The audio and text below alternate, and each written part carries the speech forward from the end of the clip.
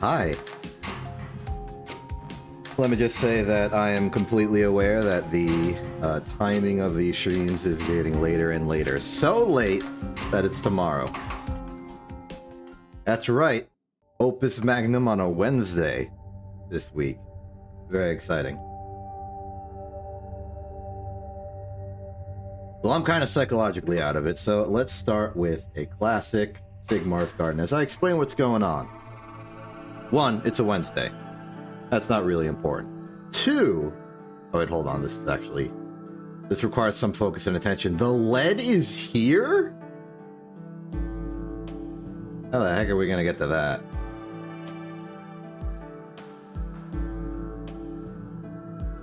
Okay, to get to the lead, we're gonna need at least one of these Moors out of the way. Where's a good Vita for that? That's a good Vita for that.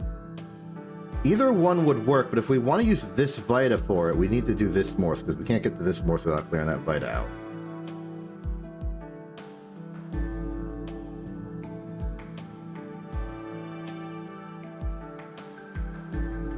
Tin and silver here means this way is a no-go. We either have to burrow through here, which seems short, but requires assault. I mean, we have to use assault anyway.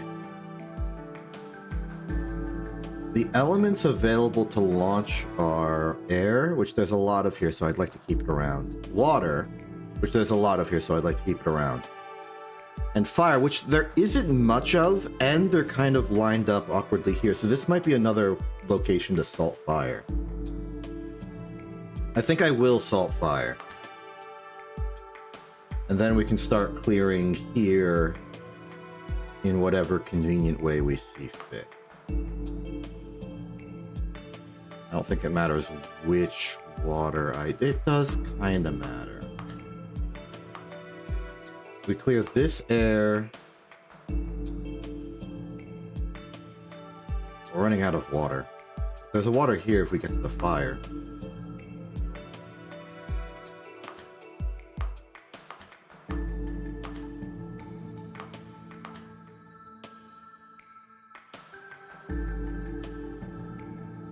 Before we continue, let's talk metals. Lead's here. The Vitamorphs would clear our path. There's other ones we might be able to get to, but not really. There's too much in the way, and this fire is a big old door. So I think it has to be this. Now we've got some options. Let's route some Quicksilver. This lead and this tin will go immediately. The moment we get rid of this earth, this iron can also go immediately. And if this Quicksilver is gone, then this copper goes for free. The only Quicksilvers we don't have access to immediately are this one and this one. Do we think that'll be a problem? If we burrow our way through here, I don't think so. This one can be accessed by just using this Quicksilver. This one can either be done through the salt path or through removing this Morse.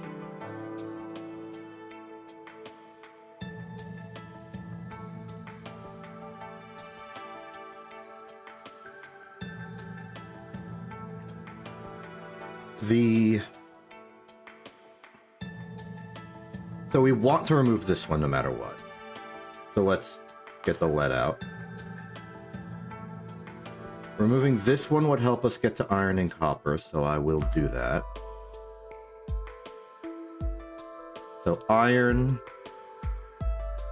copper, silver is how I'm kind of seeing it.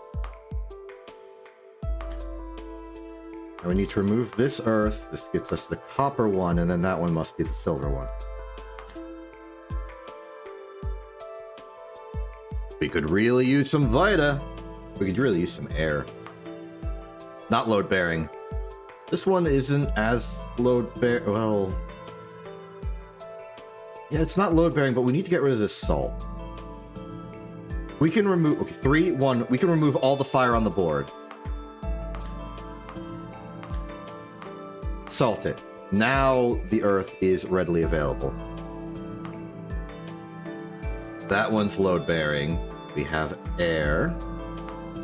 Silver is good. All the metals are off. Then it's just routing the rest of this. Any one earth will clear this water, so let's clear it like that. Air's off the board.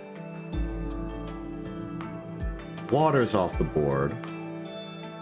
Earth is off the board, feels very early. Vitamor's there. Salt, Vitamor's, gold. Nice. Now I can explain what's going on. Because today is very important. On this occasion, we will recombine with the future collection. We are completing volume 99 today, thus connecting us with the progress we've already done in volume 108. Kind of a big deal. Now it requires us to actually win on these, but I think we can do it. Look at it. It's simple. It's gonna be metal. It's metal time. They're in metal time. Get ready for it. Dolphic Mercury. This one was done by multiple people. Neat. I was thinking it would only be like it would be multiple outputs, but no, we just have the one. Multiple inputs though that's common. So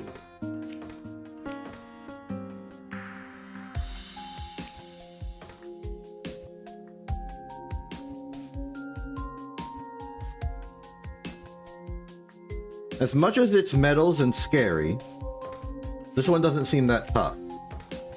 Seems like a very simple fundamental. Bond the Quicksilver here.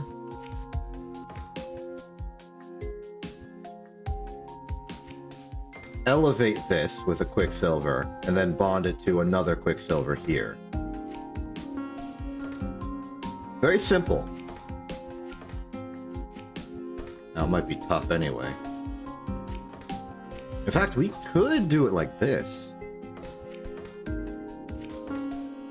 I don't know what practical benefit would come from doing it one way or the other, but I'm willing to do it like this.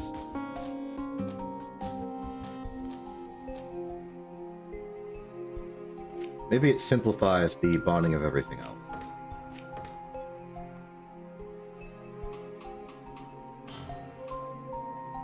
Looks good to me.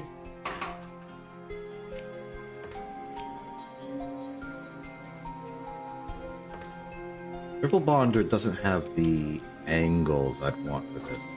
I might have to get creative.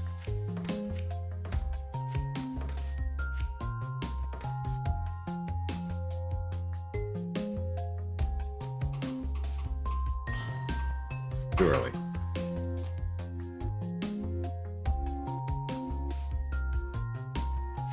But I'm thinking if we have it like this, maybe better vertically like this, we can move the gold into a Quicksilver that's here, then twist this up to combine with a thing that's here. Only difficulty is getting the second Quicksilver over there in time.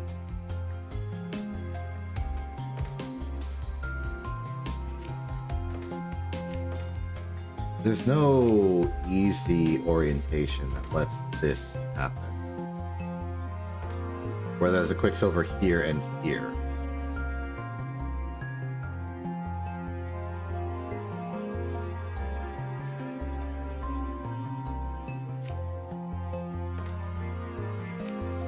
So what if we instead went for a push?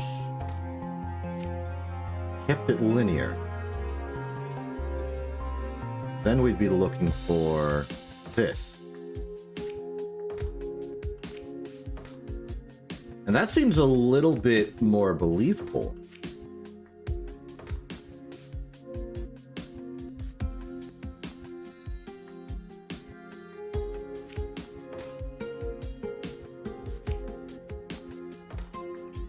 I'm going for a weird attempt at very high throughput, but I think it'll work.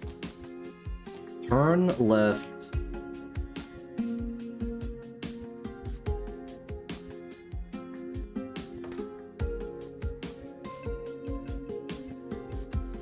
Does this even work? It does work.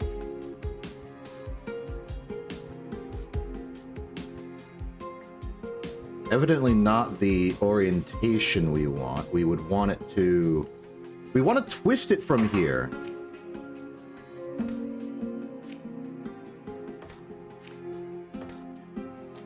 In that case, do that. Then number 5 would twist it backwards.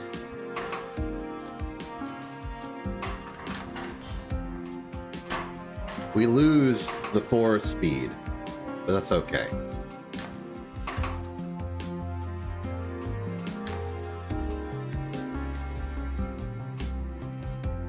It's kind of necessary.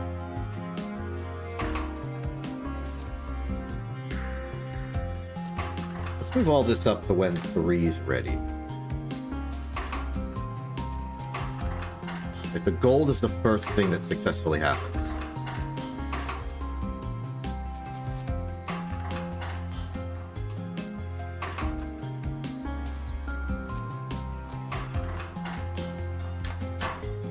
Oh, too late.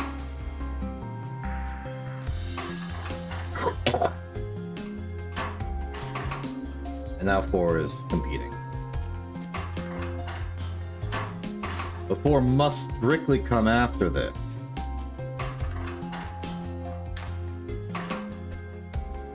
Which means that 5 and 6 must be earlier.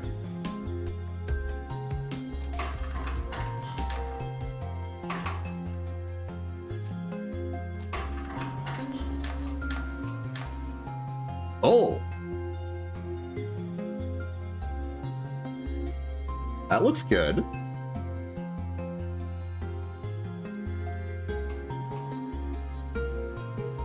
Then I will simply deal with it myself. I don't have enough room to deal with it myself like that. So I'll grab it by the gold.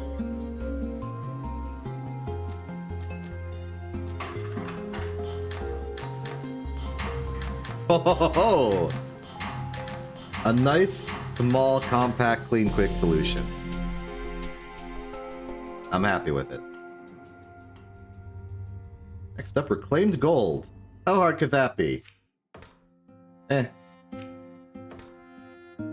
Definitely seems like we're gonna have to do math. This is like a final hurrah for non-reductive metallurgy. I understand that now.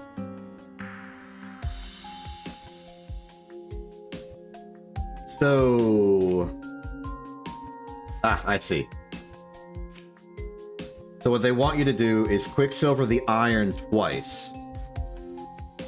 And then subsequently refine it, purify it, into 1 gold.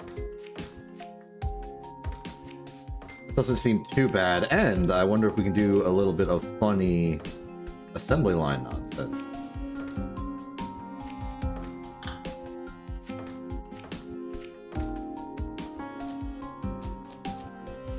It might be easier if we go the other way. It also might be easier if we actually grab it by the core. It also might be easier if we actually grab it at all.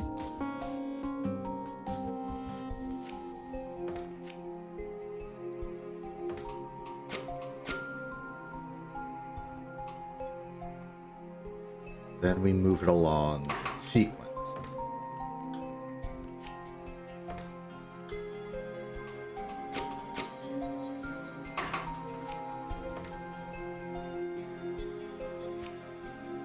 Sorry, I'm imagining a world where I can put these on the same track for maximum comedy. Doesn't seem necessary.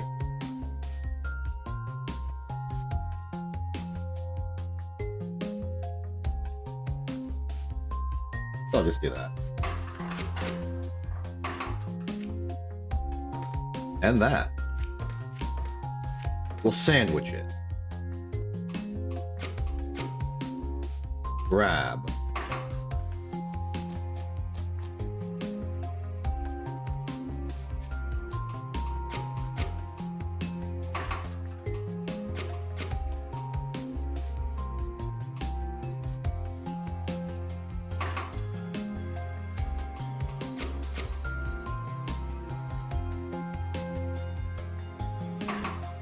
I think this will work in terms of the timings involved. Yeah.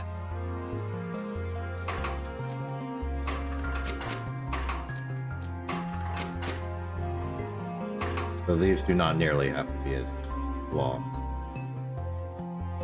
And actually, I think I'd like to make this longer because there's a possibility we could just have this be a turn instead. Same here. Beautiful.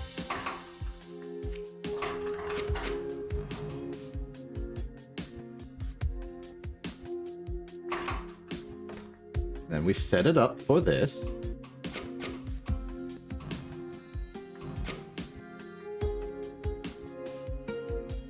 And then number one can return home at this point.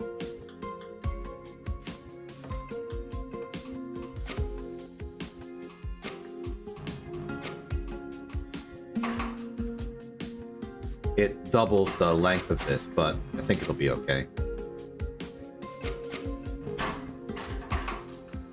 Yep, so all we gotta do now is deal with the silver situation. And it's an easy situation to deal with. 4 and 5 can grab, they can pick up, they can reset, then we simply need to dunk it in. Now this is a solution. Force turning the wrong way.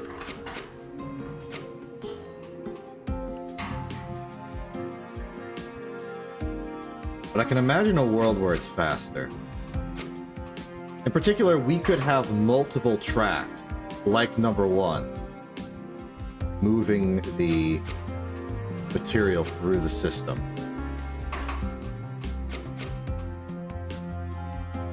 In addition,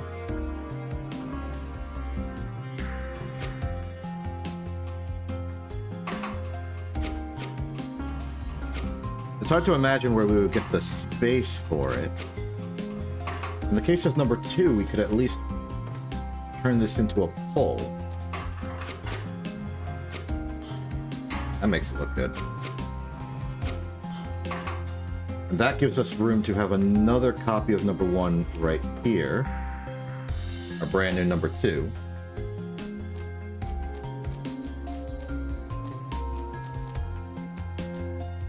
One, two, three, four, five, 6, 7, 8, 9, 10, 11, 12, 13, 14. So theoretically, 1, 2, 3, 4, 5, 6, 7. We could just swap these. Put you over here. And then double up every command we have outside of this. 1, 2, 3 here. That looks correct, right? 1, 2, 3. No, we're one too far.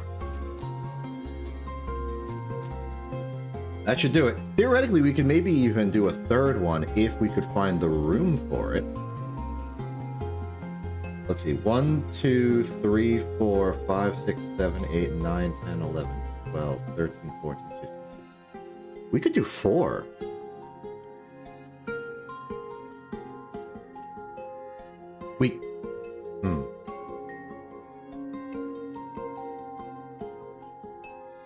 With this being a length of 14, it's hard to subdivide, but if we ignored that problem,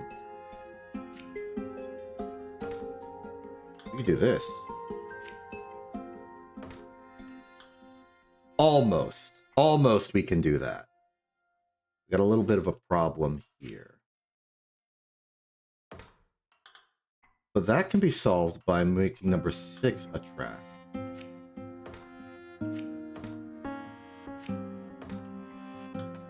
We're doing some highly experimental configuring here.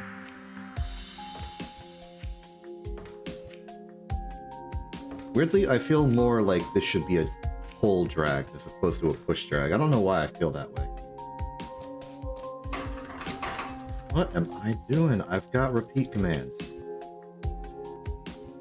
That's not important.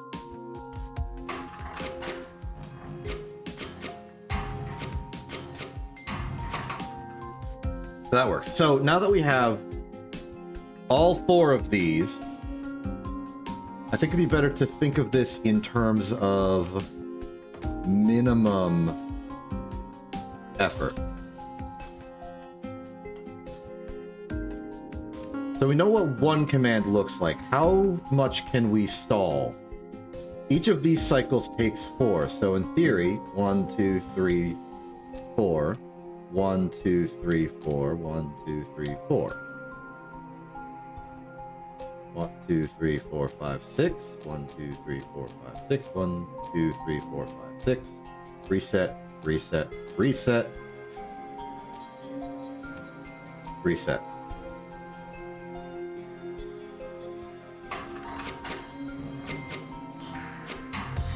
Ho ho ho.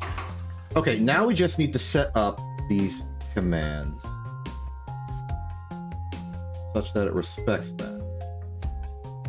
This does mean that this one will now have to grab a turn later just to make sure there's room.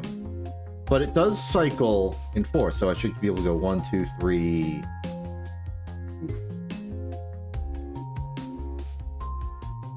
Maybe that's okay. 1, 2, 3.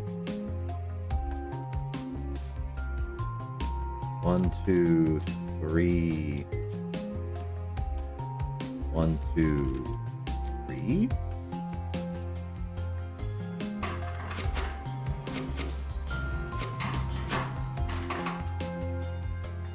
3, 4, 1, 4, 1,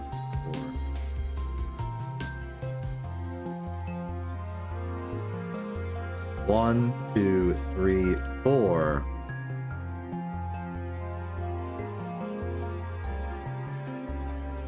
Because the loop is too fast. 1 starts again too early, I think. So we have to artificially change it from 14 to 16. Then we put the 4th one in.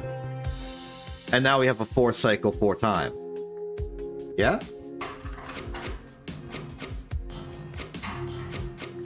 Something's wrong. 1, 2, 1, 2, 3, 4.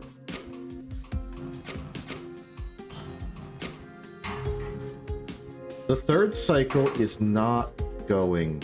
Oh, it's because the arm is not long enough. I fixed.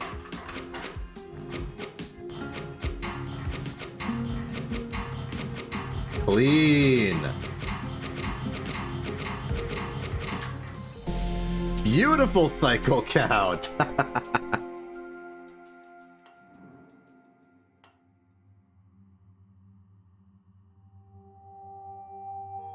Okay, we're just barreling through this. These seem larger, so they may seem more difficult, and they may be more difficult. Dental amalgam.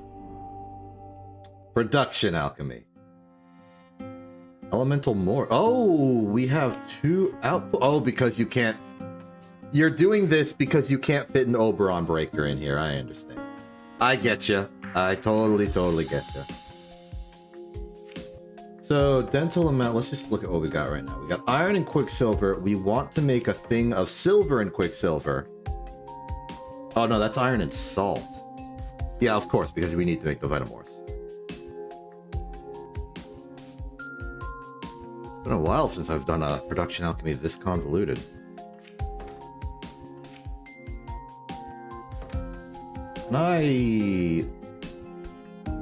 Oh, look, they're cyclical. 1 to 1, 2 to 2, 3 to 3. We have a 3-way portal system here. These loops.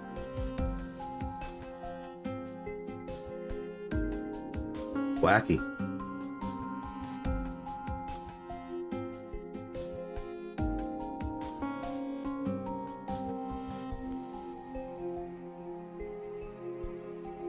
The final assembly is rather large, so I think I want to put it in the central chamber. The actual construction is very straightforward, I think. It would be a silver Vita Quicksilver in a straight line, or we could do a water shape here, and then just 3 of them in a loop. Not too bad. I've already sort of configured this subconsciously to how I imagine this going. What I want to do is I want to take the iron and quicksilver and salt, stabilized iron. I want to take the stabilized iron and I want to throw the salt into portal number 3. In portal number 3, we will do the vitamorphification process. animismus. At which point we will bring the Vita out and the Morse away. Then in here, and back in chamber 1, we'll do enough projection to get the iron up to silver, shunt that through, and then shunt another Quicksilver through for 3.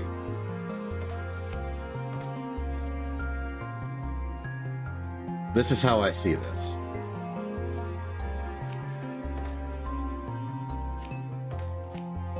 Now it's just for layout.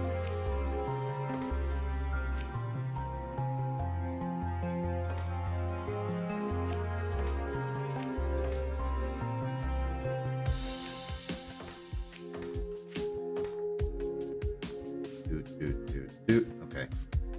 I think I'm liking the way layout or section number 1 is looking.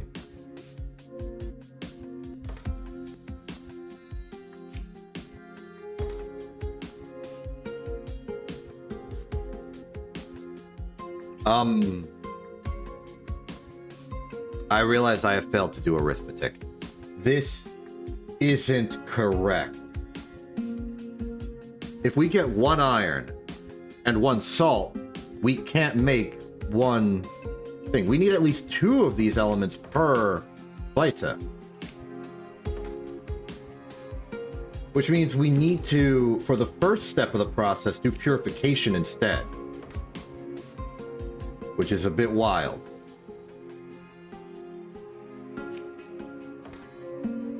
Will this work fine, though? I'm imagining a world where we go like push, and I'm just going to build the track over here. These both push at the same time.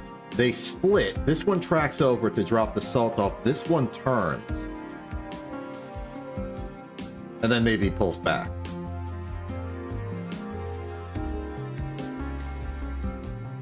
Then we do a second one. Drops here. A nice and pristine copper will become available, which can then be put here.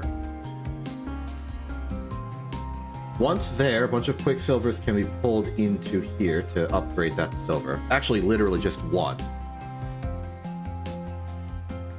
And then this can then be pushed in there, and I can see all of the movements that make this necessary. I worry about this turn, so let's test it first. We're good. Grab forward, track, reset. Oh no, you need to reset like this.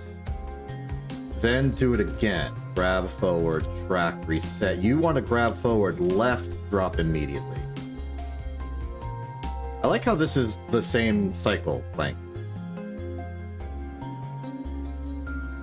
Number 5, you're now the new number 3. You're activated because the copper has just been made. You will grab, turn over, push, reset, and basically do nothing for the rest of the time here. You, number 4, will put 1 Quicksilver in there. Yep, okay, I'm gonna have to start dealing with that. Production lines on production lines here. This one's going to be like purely linear just for the fun of it. So you arrive now. Number 6, you can grab in reset, grab in reset. Your partners in crime here can do a grab, push, and pull respectively in reset, and that should give us... Well, that's unfortunate. It means number 4 needs to wait.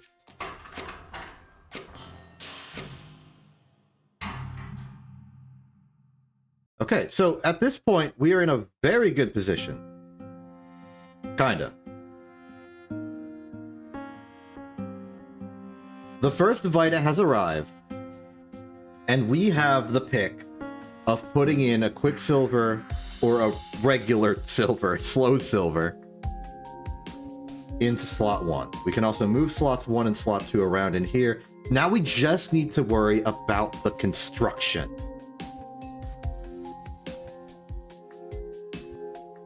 You know, a harrowing feat considering it's a large object with no hollow center to twist.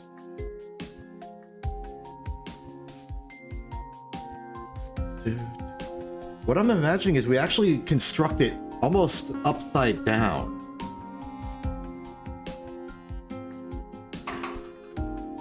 If you can imagine it's something like this, we can make the line portion. Like, what's this say? We construct the line. We construct the line up here.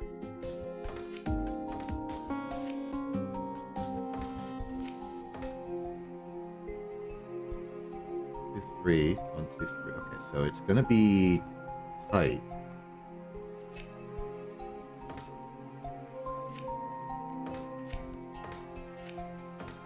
Something like that, maybe.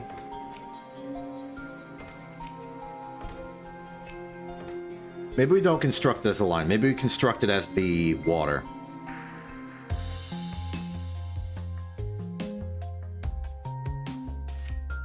Space is a premium.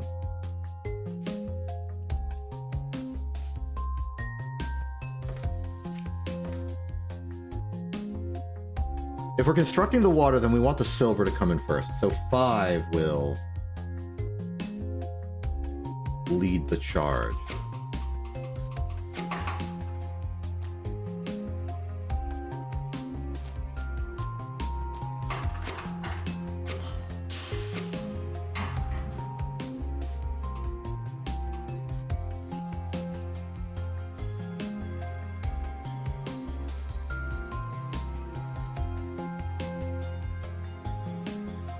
I guess we could have built it the other way, but I went this way.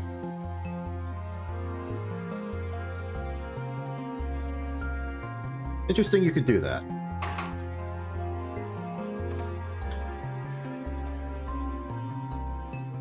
Five drops now. We can grab it, pull it in. We can put another one here, maybe.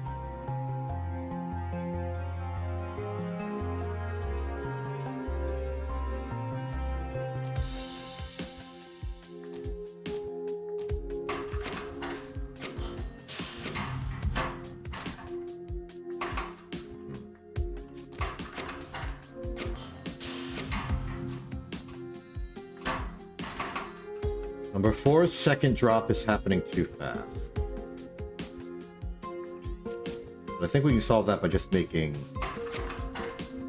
number 5 go faster. And it worked.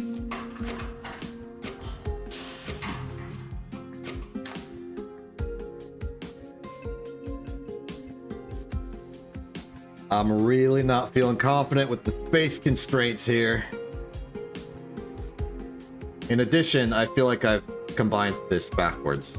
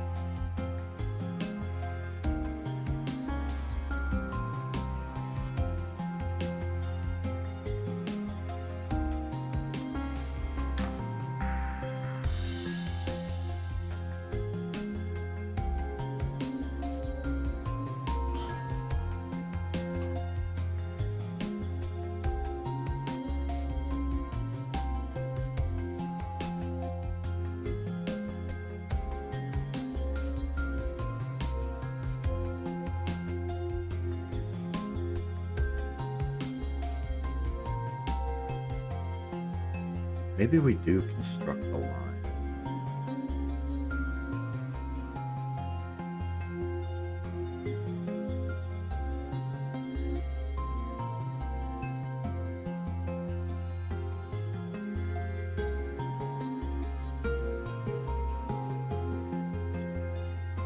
Oh, idea.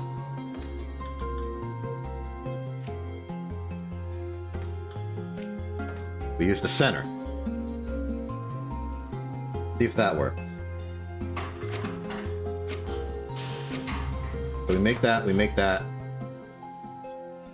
Then we make this. And number 10. Go back further, pick this up, push it forward, and then reset.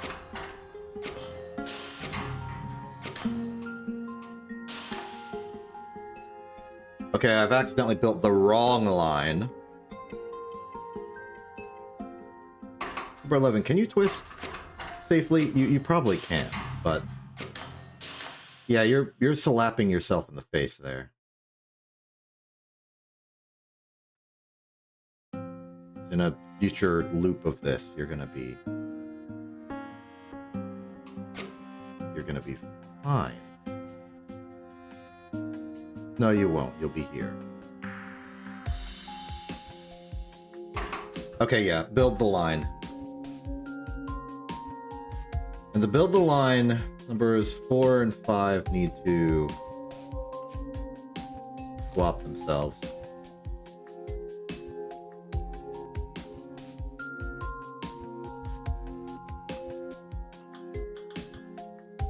To do this, number 10 needs to pick up the Quicksilver, move it in, then pick up the Vita, move it in.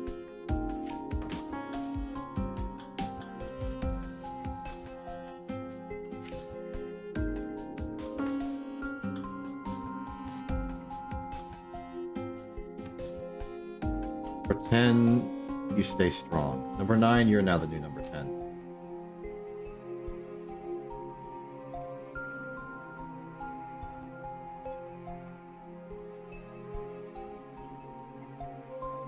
Grab in, do that, then...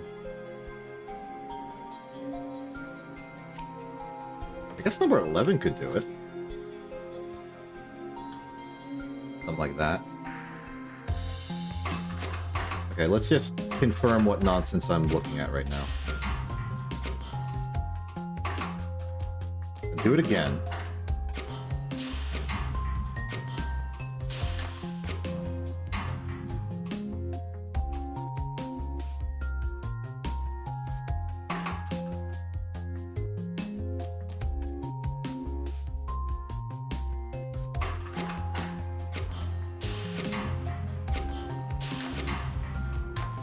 Oh, can do both. Right. I don't know why I didn't think that would be possible.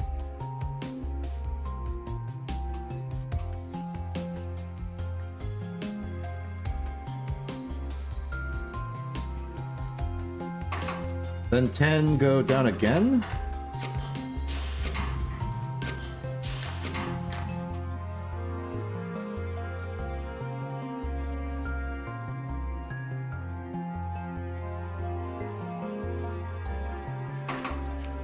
And hypothetically, this could happen.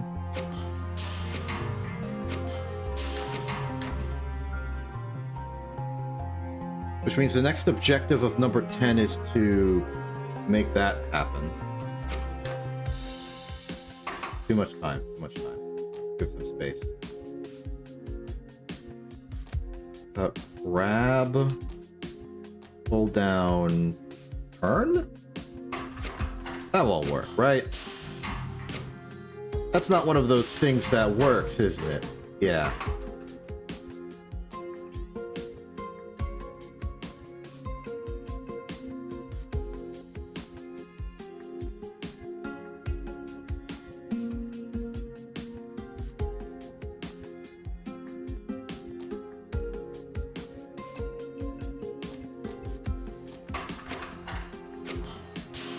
Doing some esoteric tests here. I'm worried that this won't physically work.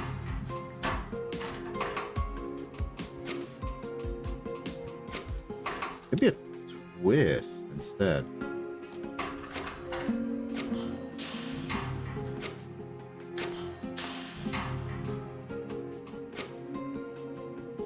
That's gonna be slapping number 10 in the face if I do that.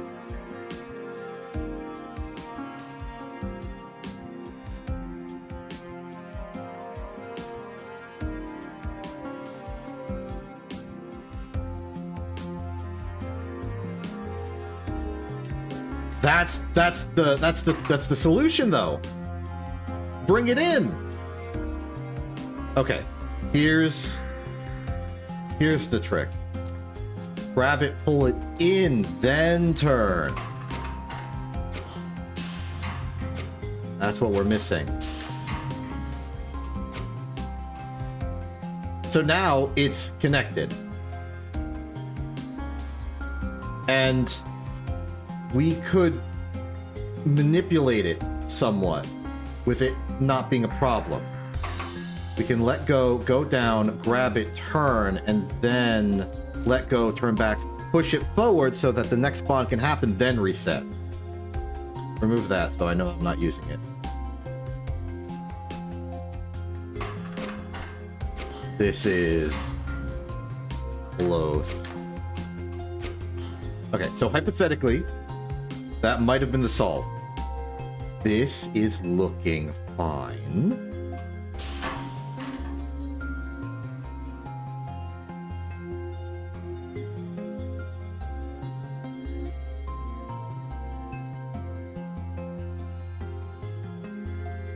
Ah, there's a problem. It is that we need to rotate this twice. I see. And we can't rotate it twice easily because number 9's there.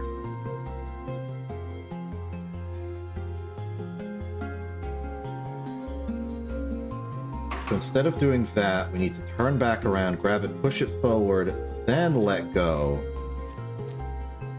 Go back down, grab it, turn it, let go, turn right, grab, push, reset. If I'm reading that correctly.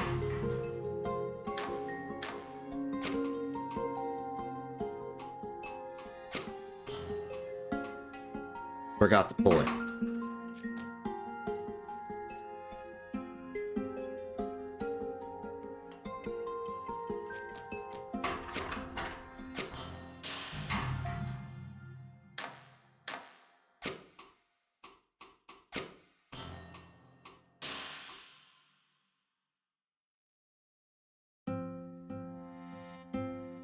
No further adjustment is required. This is already the position.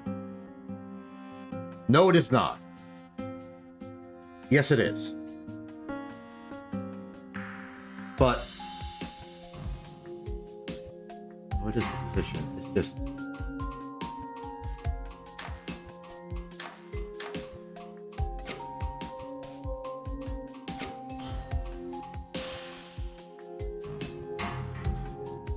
oh, that's devastating.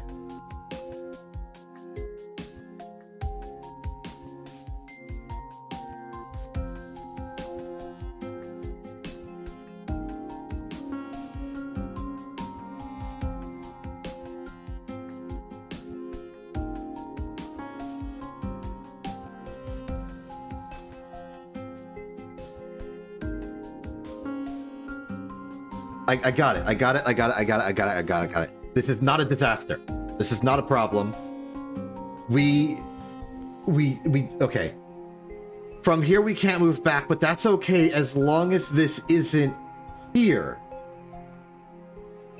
And it doesn't have to be. Okay. This changes the logic of the calamities, but that's okay. So,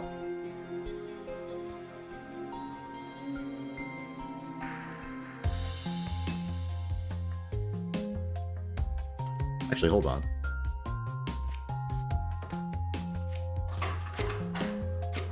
I could transcend the logic of the calamities, but I could also just see if this is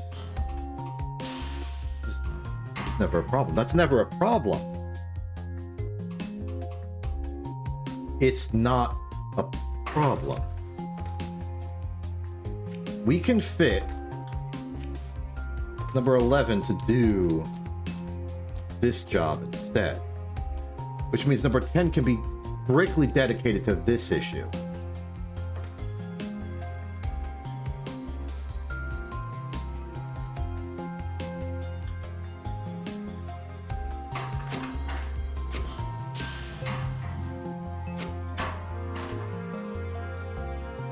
Nope, I'm wrong, because it can never reach that one. Okay, cancel my genius plan. We're going back to transcending the logic of the calamities here. So, the problem is as follows. We do this 3 times, this trinity gets here, but if we have the full structure in place there, then this can never be sitting here in the first place. We can solve that by upon reset, and we're going to be a little bit go about it normal way. Let go, we're sitting here. So we just sat here and pulled this in. We can then track further. We're now here. In, left, grab, reverse. This picks up it here, pushes it here. It now connects. Now we bring it back. Then we can let go. We can then turn, track back. Then we can do the twist thing we did before. And I want to see what this looks like for a second.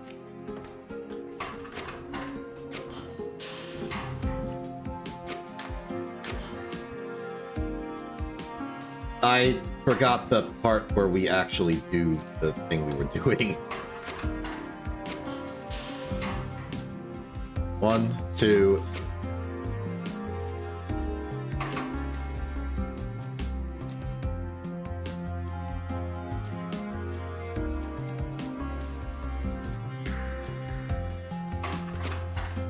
We good?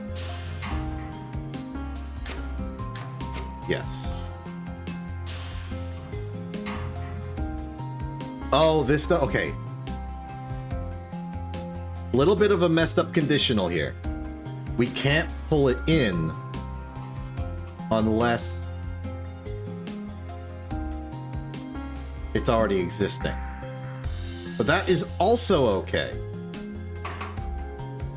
Because all that means is that when we do this pull, this like track forward in, we simply leave it there. Let go. We're hypothetically here, pointing down.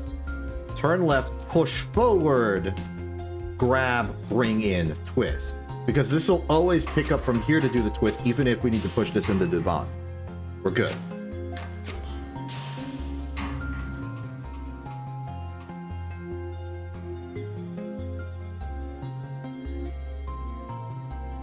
Theoretically, we just do it again.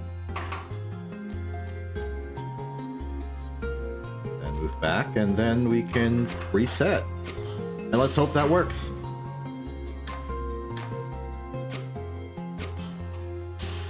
Looking good.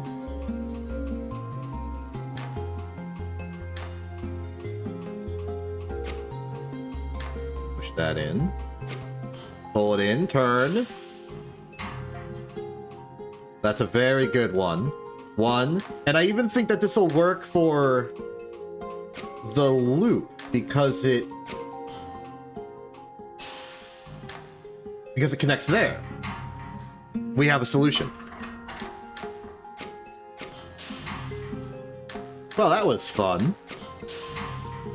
I was really not confident that we could manipulate the space here. It's manipulation of a complicated compound with like a weird shape and it's large and it gets in the way is, in my opinion, my weakness. But I think we pulled through. I think this is my most impressive solve in a while.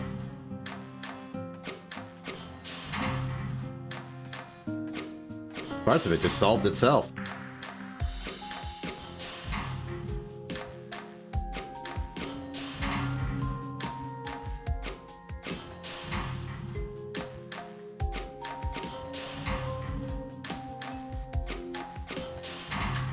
Nice. I suspect there's room for a thing on the other side to make this faster, but that's okay. Ooh, that's a good one.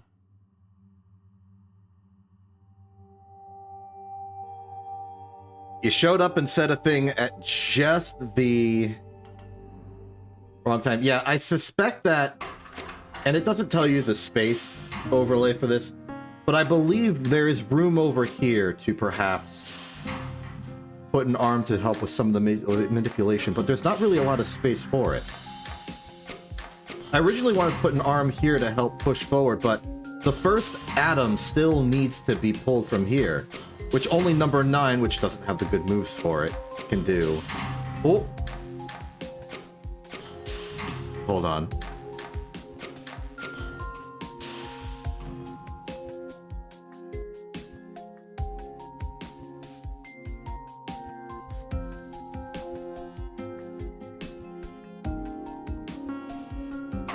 Okay, you are right. We could physically fit an arm here. I just don't know if it has the range of movement to be helpful. Sure, it could do some of the pulling down, but it can't do the first one. Something that only number 10 can reach. But thinking about it, number 9 could. You could grab it, pull it down, and push forward.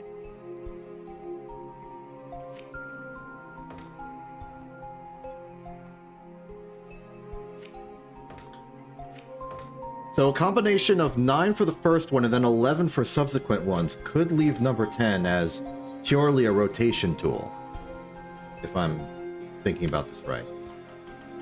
First off, cancel all adjustments I've made. Oh, I'm accidentally canceling history here.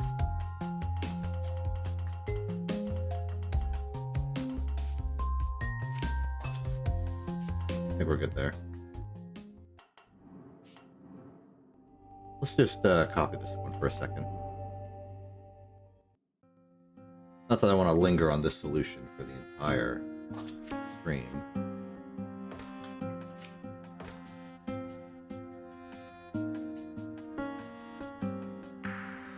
So number 9, you should be that far out. Then we could have a number... making you number 10. Number 10 is already decided. So, the very first thing number 9 does.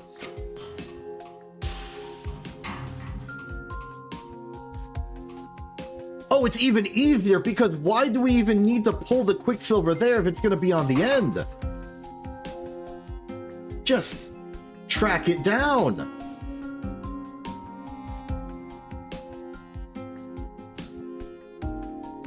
So this first command is completely useless. Now that we have this little bit of track here.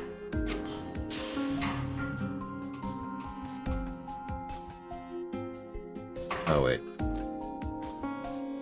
Number 9 got a little confused.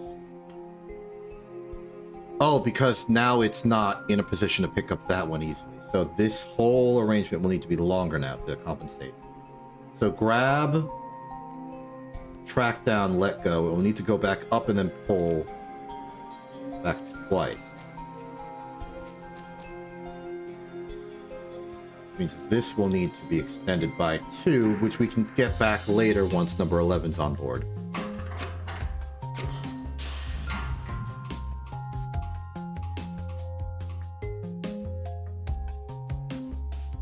Nope, wait. I'm overcomplicating this again.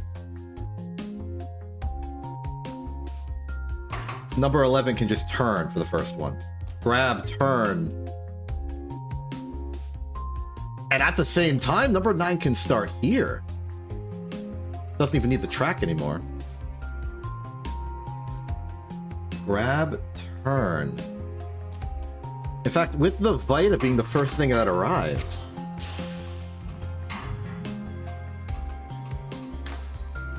Easy. Then 9 can let go and go forward, ready to pick up the silver, while you move down 1, let go, return. And then we check the timings on this. Number 9 is immediately ready to go. pull, reset.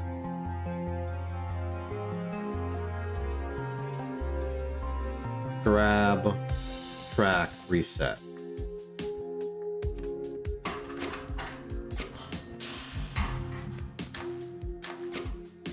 Much faster, and it puts number 10 ready to go.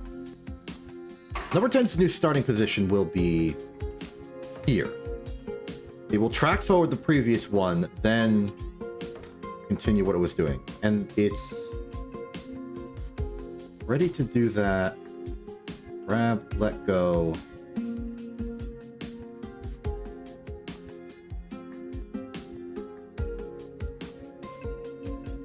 This is the start of that. Grab minus let go, turn for yes. How early can we push this? I think we can push it here.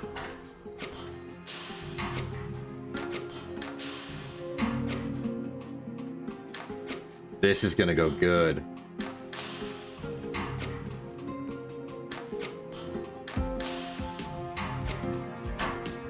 No!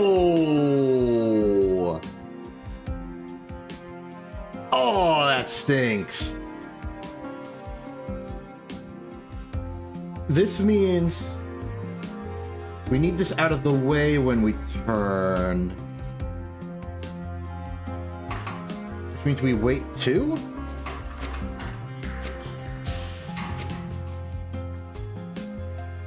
No, even better. We stall number 7 and 8 by 2. That's an equivalent solution. As long as the Vita isn't there when we make the twist, we're fine. We're not fine! Stalled even longer.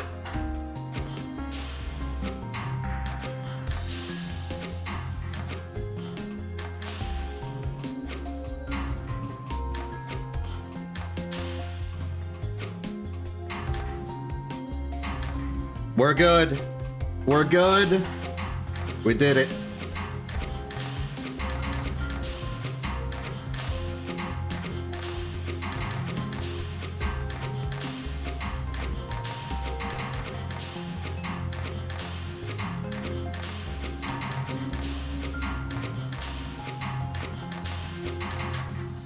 We had a lot more time to do all that than I expected.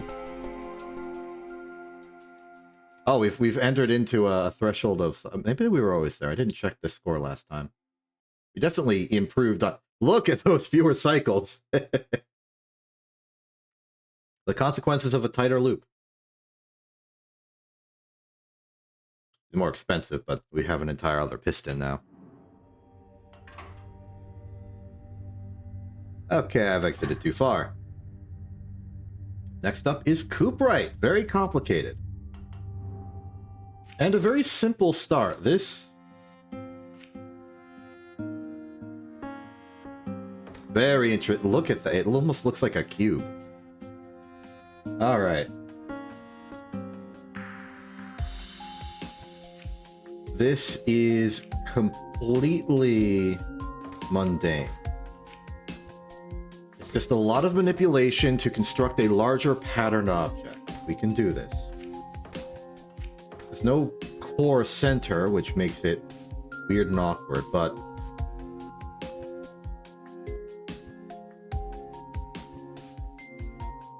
the fundamental piece is very clear. We make a sort of copper salt diamond.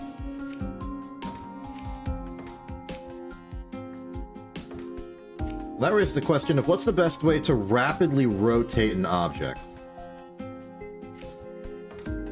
Like, rotating an object 180 degrees is not trivial.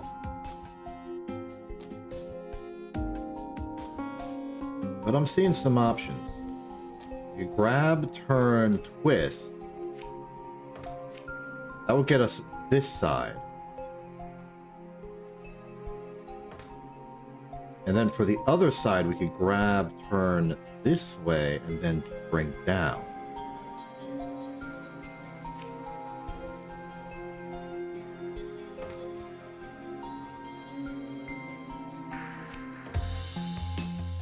The bringing down part is actually not trivial, because we'd be running into ourselves.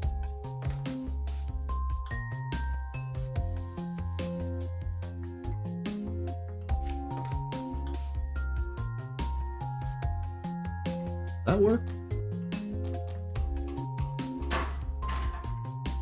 It would, if there was room.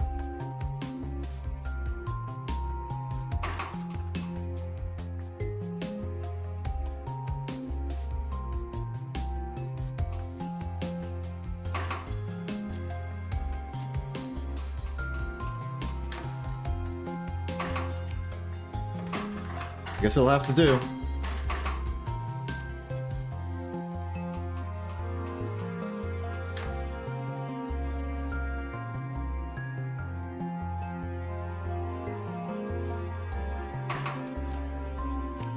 And then I want something a bit longer to handle the triple combination.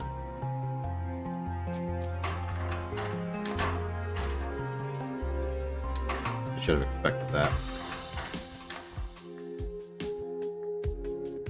So if we're attaching it like this, that would be this kind of shape. And arm number 3 is a little awkward in its placement.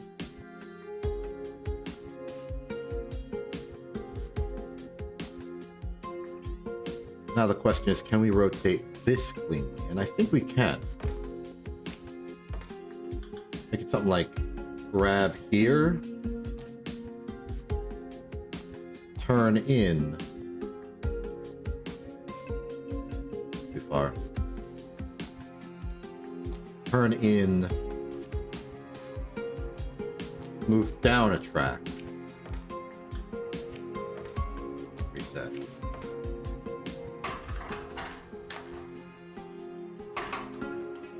Ooh.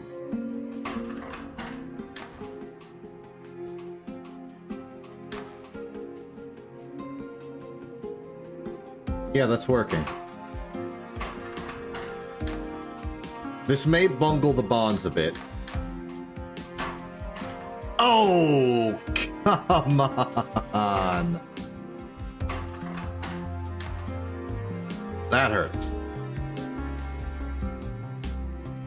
That means if we want to be doing this, we probably want to be grabbing from here. Does that ruin everything? Yes. Yes, it does.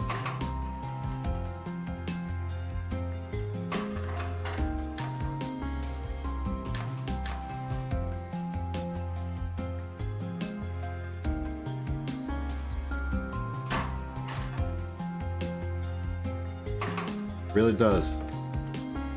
Unless we kind of outsource it.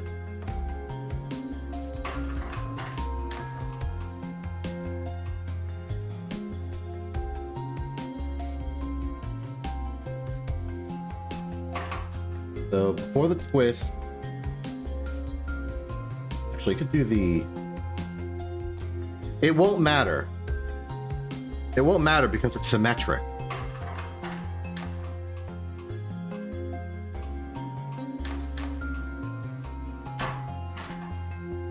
So my plan instead is to simply move the arm out of the way for a moment. Let it be twisted by number 5 instead.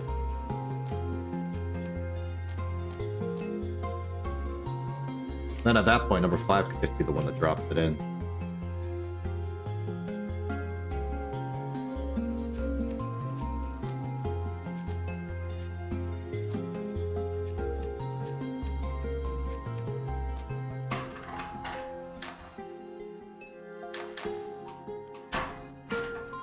Oh, I need more time. That's fine. We can spend a cycle waiting.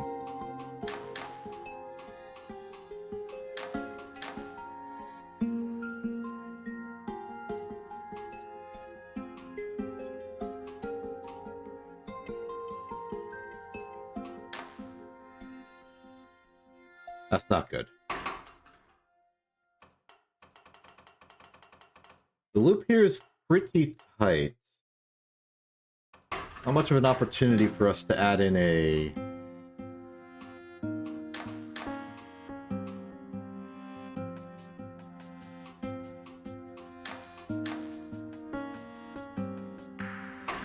condition.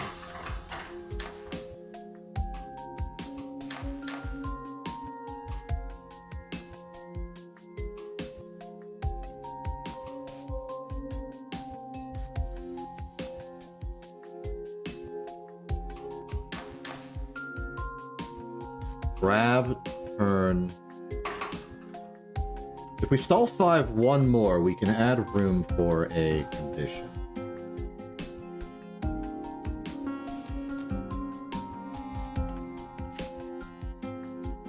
Do that.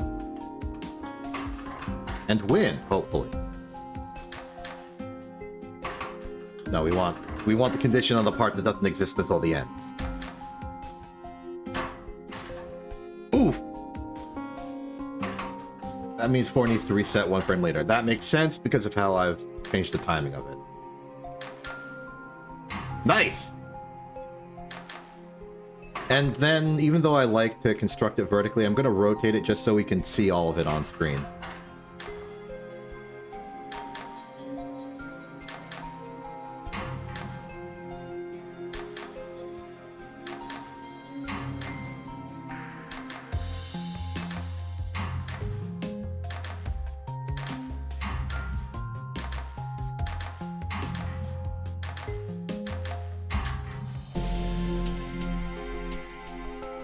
Alright, we turned it around.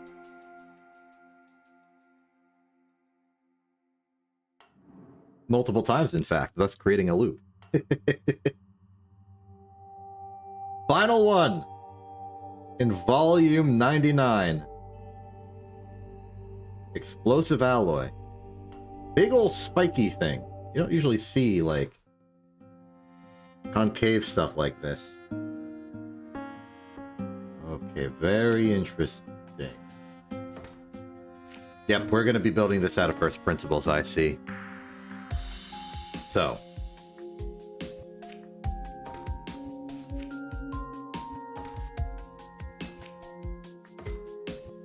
We can functionally cut this in half. It's rotationally symmetric. We're going to have a copper, we're going to have copper, quicksilver, fire. Then we're going to have a silver and a salt. In terms of the glyphs they give us, they do not give us refine purification, but they do give us projection. That means 1 pair of these will be bonded, and 1 pair of these will be glued together, thus creating the silver. With the fire, 1 will be part of the center core, and 1 will be salted, thus making the end of the other end. Seem too tricky. In fact, it seems like a perfect opportunity for tricks.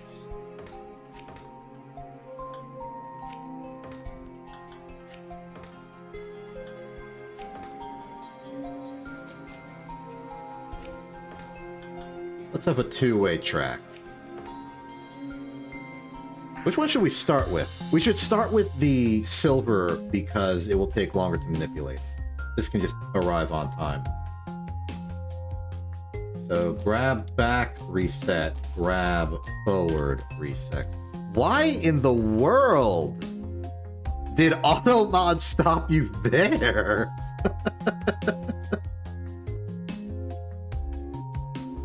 No, we're gonna do triplex at center last. I'm gonna build these 2 wings first, and then slap them together with a triplex.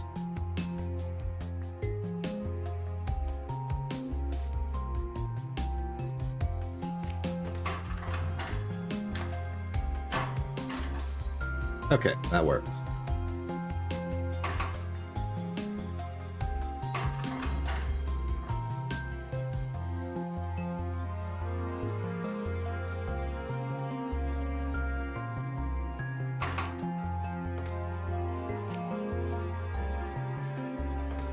Ideally. More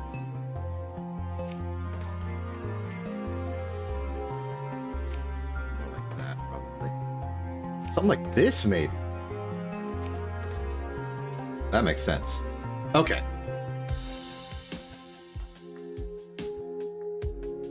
So now we need to deal with the fire and the associated salt.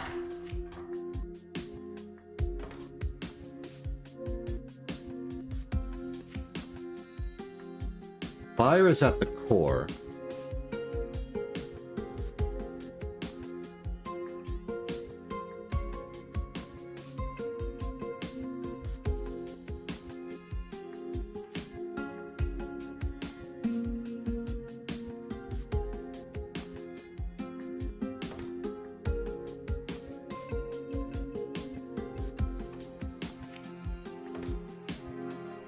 This is going to force our hand in how we're manipulating the cross later.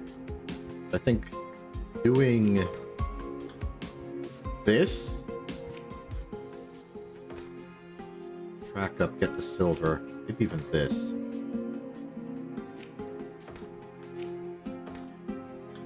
Is the right call.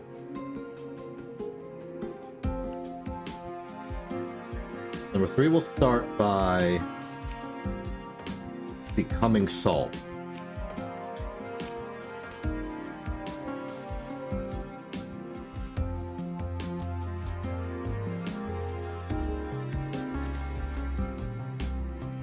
Number 4 begins here, moves in. Ah, the copper. It'll get you. That means we're stuck doing this.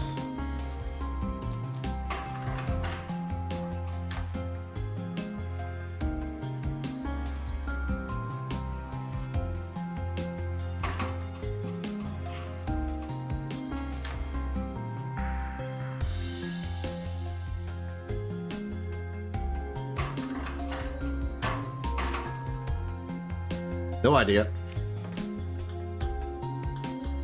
Angle it. That way this can go here, and it only has to go up 1.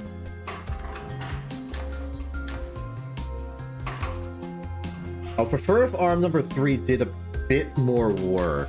Particularly, I would like a twist in.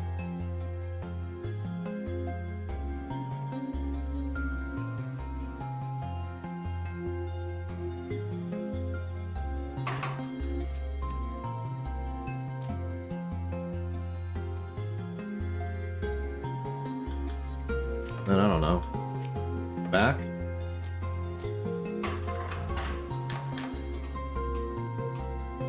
That looks good.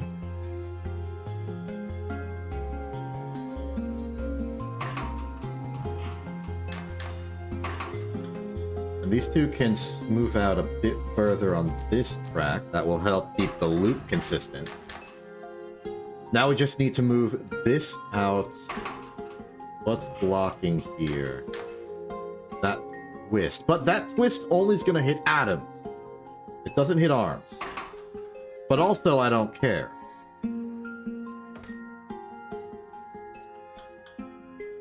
Let's build this.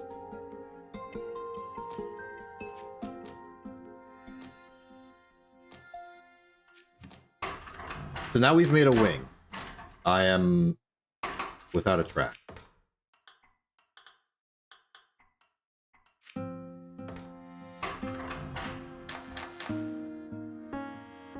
Okay.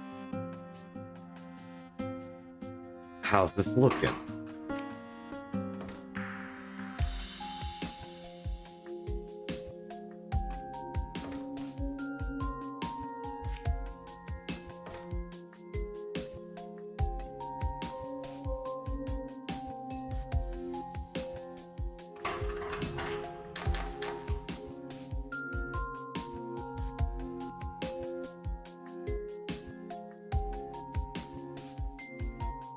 So right now, we would have a hypothetical... We can have the conditional now. 3. Something simple like it grabbing right there and... just spinning out. Just to get it out of the way. We'll figure out what exactly we're doing later. But in the meantime, we need to take this big old piece and spin it around. Do we have the room to do that?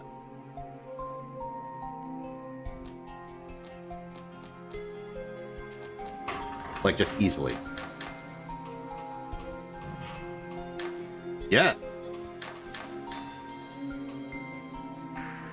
Uh-oh. We're about to be in a world of hurt. Yep, world of hurt achieved.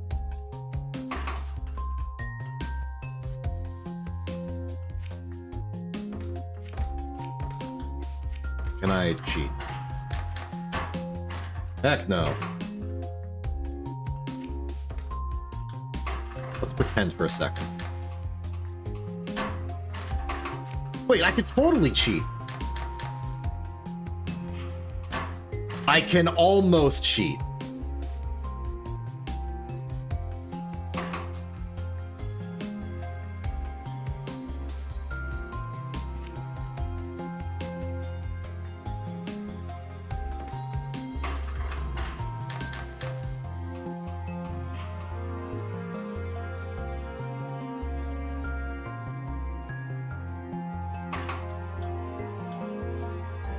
I can cheat.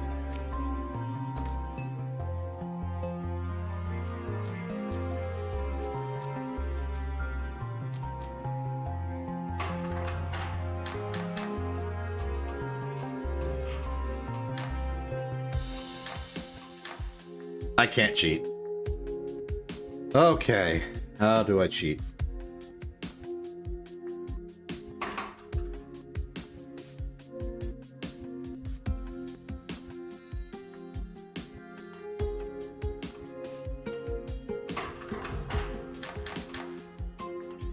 Problem. Oh. You're right, we have room on this side.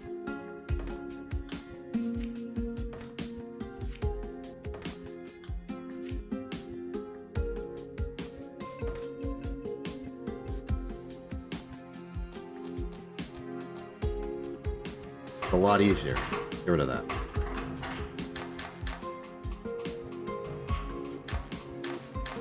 Yeah, much better. Excellent. Now we have... Oh, we got most of what we need. Now, in terms of details, we can probably do things like make number 6 smaller. It's hard to see with 6 in the way. Let's check the clearance.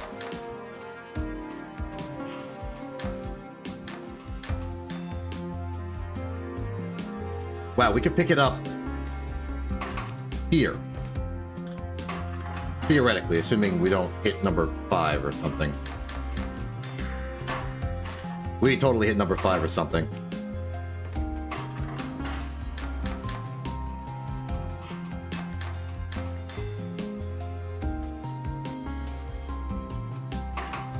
I think keeping this angle and rotating to the right is still what we want to do.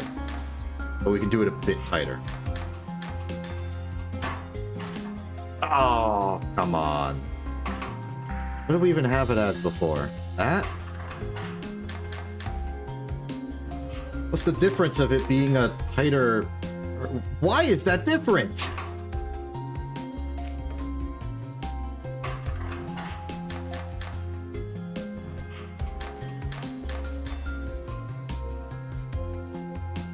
Yeah, whatever. So we got orange, we just need red and black.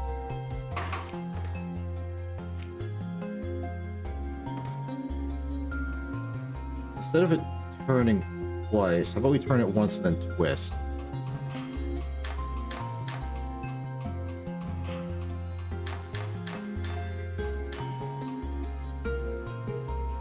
That'll do.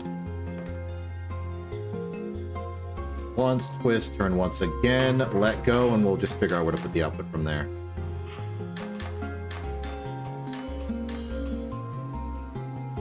That'll do it.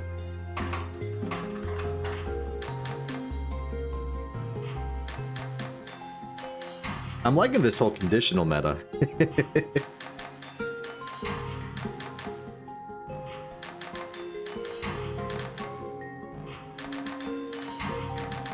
Makes the loops easier to write.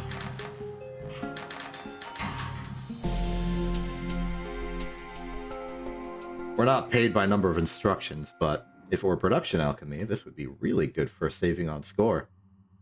And with that, we've done it. We have completed all of volume 99. And we have combined with the stuff we had done previously in volume 109. Which means we now have a single emerging front that we do battle on. And we'll probably never win because they're making these puzzles so fast.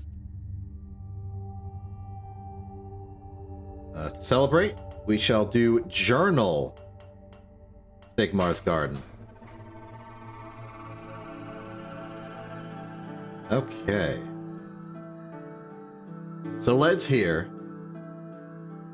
concerning. The quintessences are on the board pretty early.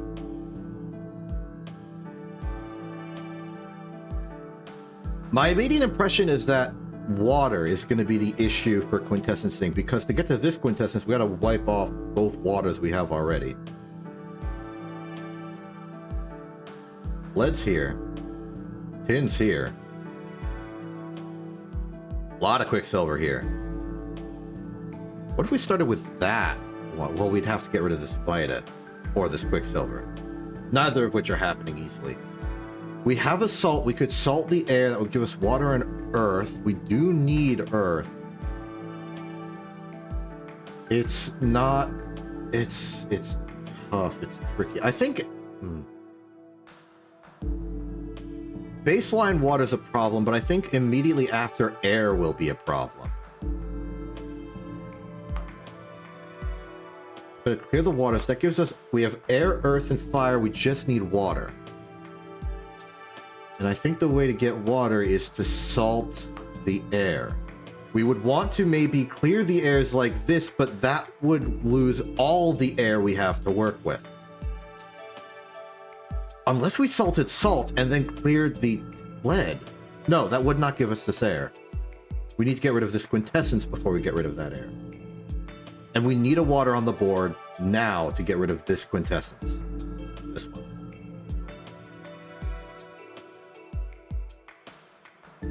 So I am unfortunately forced to salt this air. I think it's the only way forward. Air, this earth, water. Vita on the board is important. This fire. Now we can start removing the lead. We have one Vita more. We have another Vita here. Getting rid of this Vita would open up this more, so I think this is 3.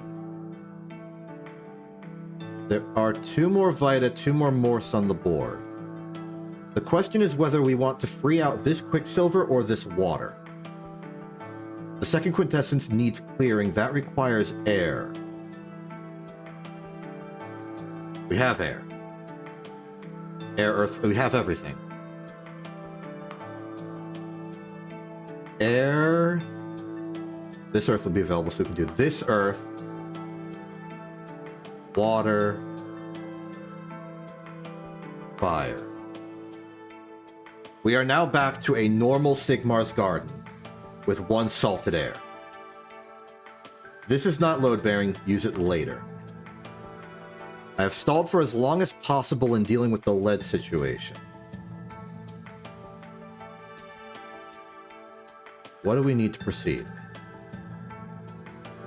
There are a lot of metal choke points coming up. In order to get to iron, we'd have to get rid of this fire, salt, and fire. I think it'd be a lot easier if we could just get this Quicksilver out of the way.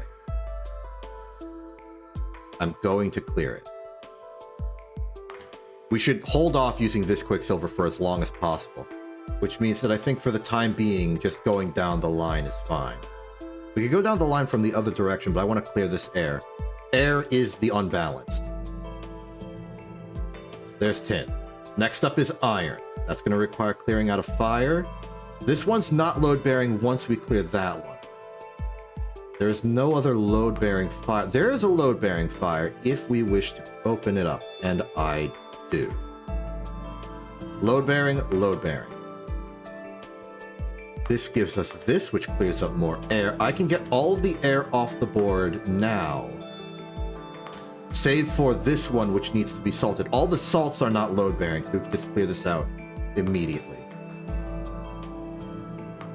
Fires are off the board. This load-bearing earth with this load-bearing earth. Now all the metals can be cleared. Water, vitamin, morse, earth, salt, gold. Good. Alright, back to our regularly scheduled operations.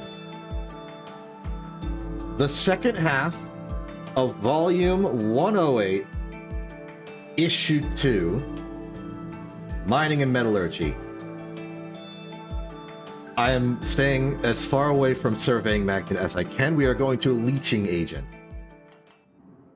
I'm sad about that one.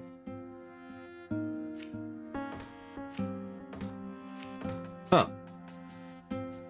So we get acetic copper, and we want leaching agent.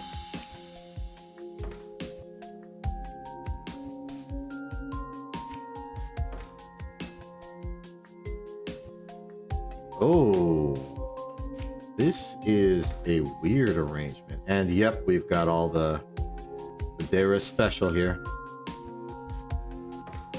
So the instinct is to go slap, slap, then a third slap, but it's like half a slap. We've got the Oberon breaker, and I feel like it's necessary for balancing all the salt and waters. Because this is 5, whereas we're getting an even number. Because the salt ain't doing anything else but becoming water. As for the... Oh. Yeah, this is a very wasteful, the way I'm envisioning it. Effectively, what I want to do is...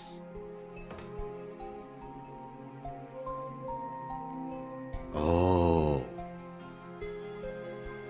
There's actually like an elegance to this.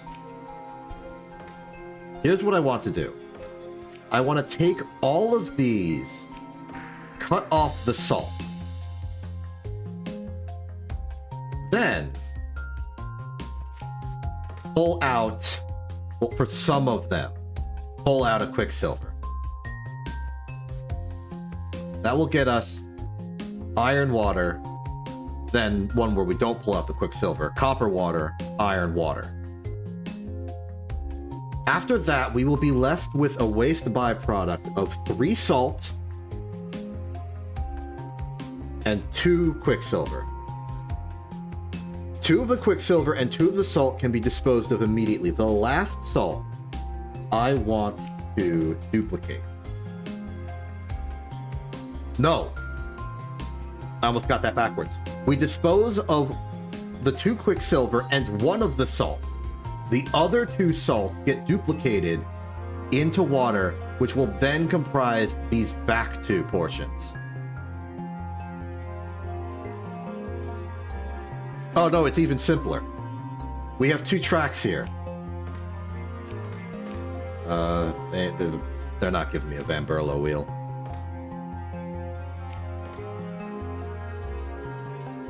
But what if they don't need to give me a Van Berlo wheel?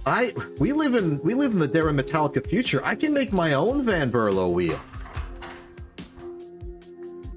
You see this? You see what this is right now? This is a Van Berlo wheel.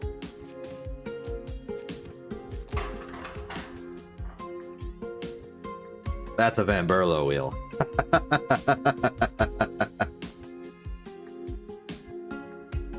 Yeah, so this is the plan. We will make 2 things. 1. Yeah. Yes. Check this out.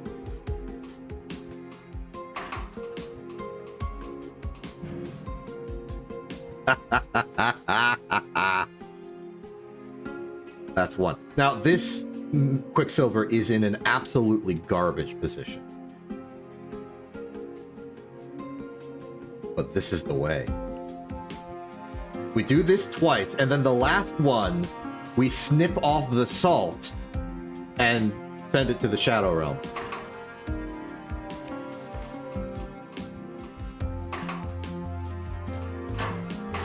Too early. It's almost good enough to turn. What if I turn it from this here? Not even close. New option then. What if we push and then twist? Well, no, wait. No, this is a good turn spot. Yeah. Welcome to the future.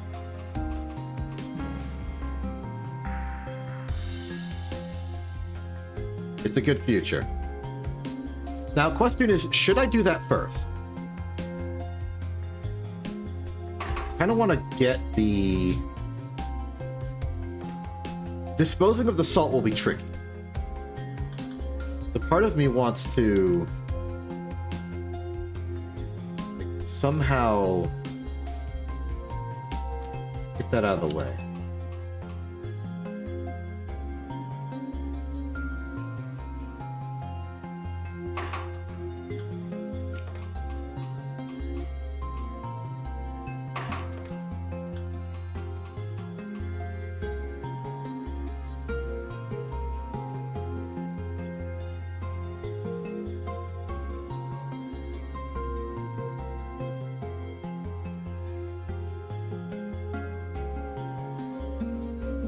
That is the plan. Oh, no, you mean have the Van Berlo wheel be transient. That's not a bad idea. Let's abandon that. Oh, yeah. Yeah, this can just start. Perceiving this as part of the system. Very good. Then, how do I get that in there? A little awkward.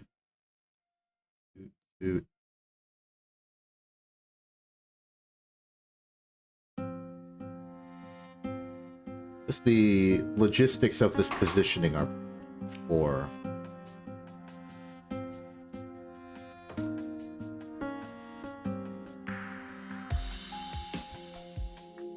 I think we'll just have to do a big swing. I'm not opposed to using more arms for this than necessary.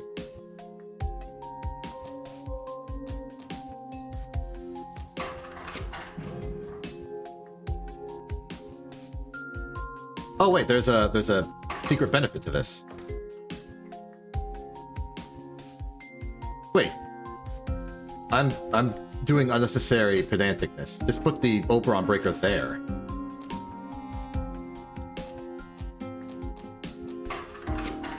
And that should take care of both of those. The only downside of this is that this is on the opposite sides of the universe from each other, but we can fix that. No, we can't. The Oberon breaker's in the way.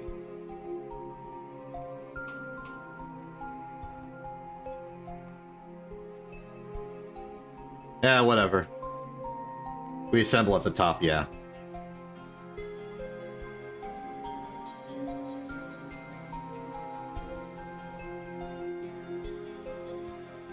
Hi, Thega. So number 2 could therefore maybe get away with... Oh, it doesn't need that at all.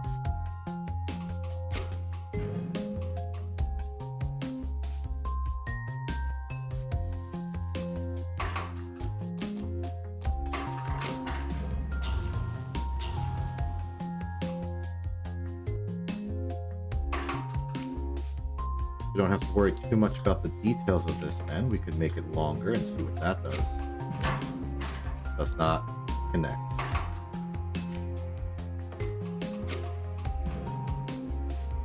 And then this extension doesn't matter.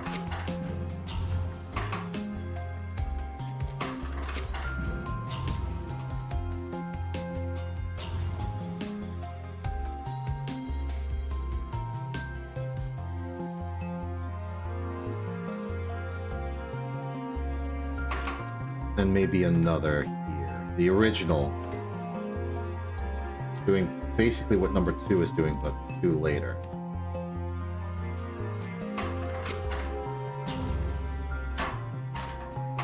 That's why number 2 originally had that push.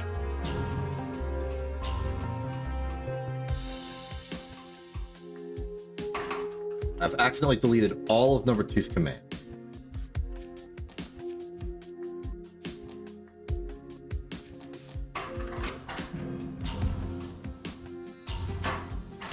It's close, but also it's too fast.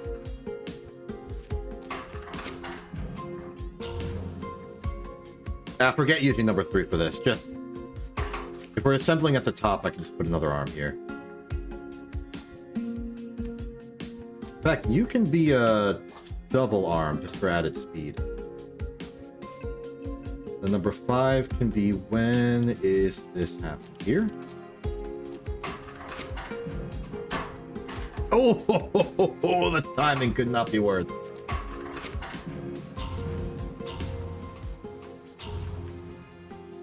Oh, that's fine. Number 4, go faster. It can. That's a problem.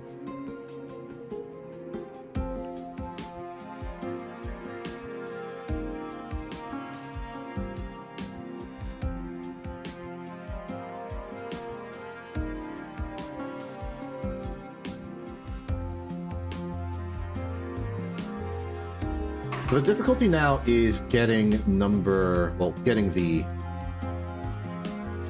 this into a workable position. I think number 6 might be well timed for that. You're gonna have to wait one. Because that's close. That is close to what we need. Reinterpreting this as being a solution over here.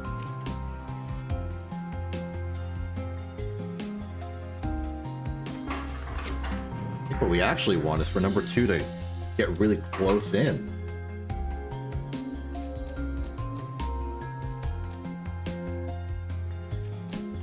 Because I'm imagining a world where we put a bonder here. And number 4, you need to chill.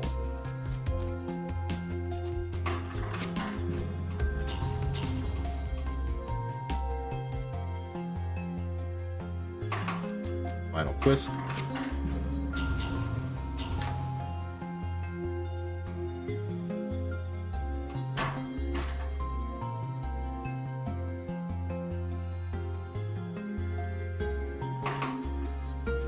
Once you're done with your twist, you twist back around twice. Number 4, hold position here.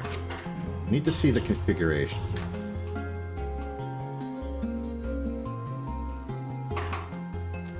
Yeah, there's something here.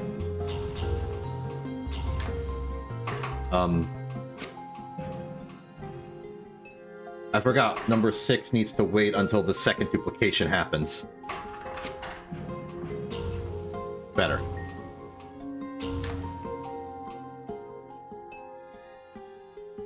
Yeah, this is...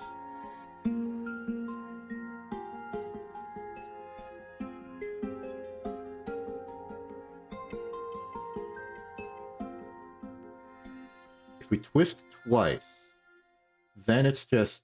Or if we twist once, and then could spin over.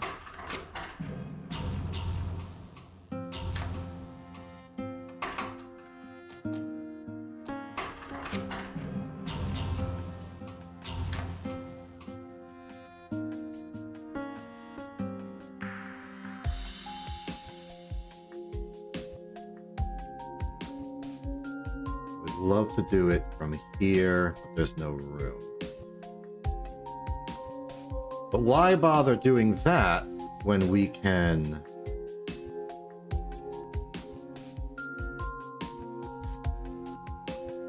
just turn this over? Number 2 is gonna have a lot of work, but it's okay. Not too worried about speed for this. I'm just happy with this construction. There it is.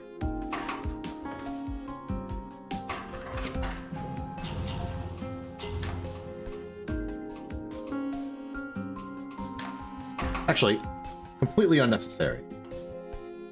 Well, I mean, that's necessary. Number 2 doesn't need to do this. Because there's space here. The moment number 2 lets go, twist that in.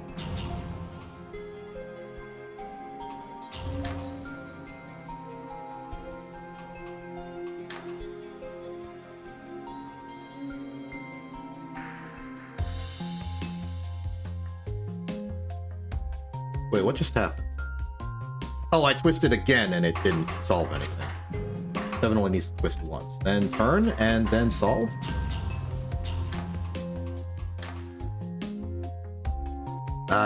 Not quite. No, this turn won't hurt anymore.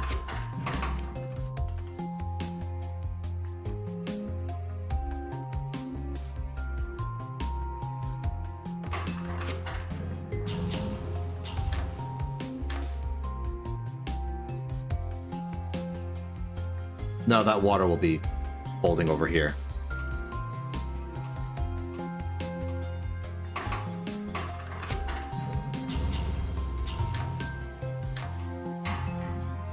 Now, back to that number 6 thing you mentioned. I think I understand what you're saying. We could drop it here, then grab up, and number 2 can stop way earlier.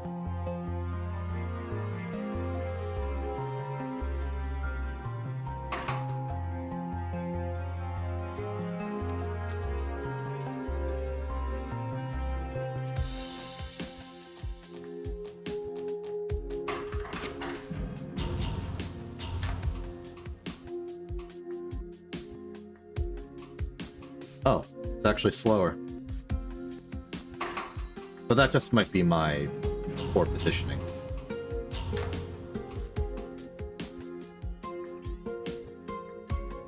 Yeah, number 6 can leave earlier.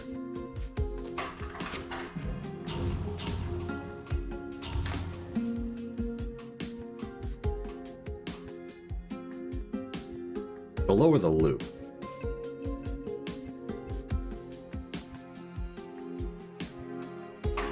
Seven does have to delay once.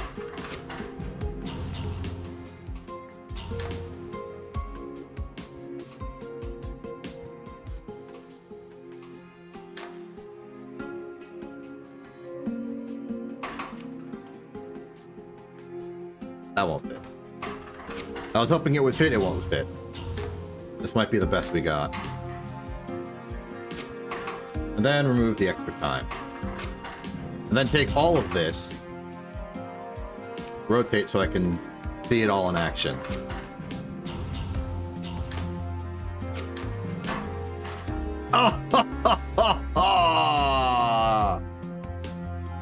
We're too fast!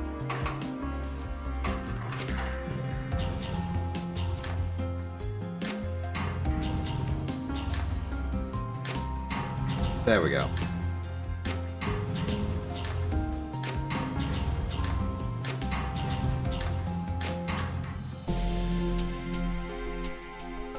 Pretty good. That was a fun little bit of manipulation. And, oh, right, surveying magnet. Okay, so I've had a lot of time to think about surveying magnet. I was originally going to name this stream Revenge of the 6th, because it is May 6th. It is a day, and I was thinking about this in terms of the Darth Maul double-sided lightsaber for my lightsaber constraint. However, as the leading researcher into the burgeoning field of lightsaberology, I can say that this puzzle is not possible under the lightsaber constraint, both in the original 4-layered version and the brand new recently updated ability to rotate these things, double lightsaber configuration. It's tragic, it's unfortunate, it is unavoidable. In both situations, there is no way to construct... Well, I mean, there's composition involved. Even just one of these alone is impossible to do on the lightsaber constraint, and adding in another for more layers does not actually help.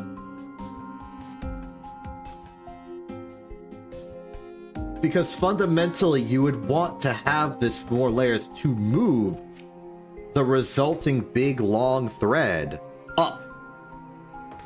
But you can't because the other thread is in the way. So, save for some extreme illegality, like putting one of the compounds so far to the right that you can build it as a fake solution and then build the other one with the extra space, which I will not be doing. We can't lightsaber this. So we won't. So let's just deal with the actual puzzle here. We're going to be treating this as a normal puzzle, unfortunately. It's just necessary. As I've continued on my adventures, I've learned just how restrictive the lightsaber constraint can be, not for solving the puzzle, but for the actual composition of the elements. There are rules as to how the bonds can be structured that decide whether it can be lightsabered or not.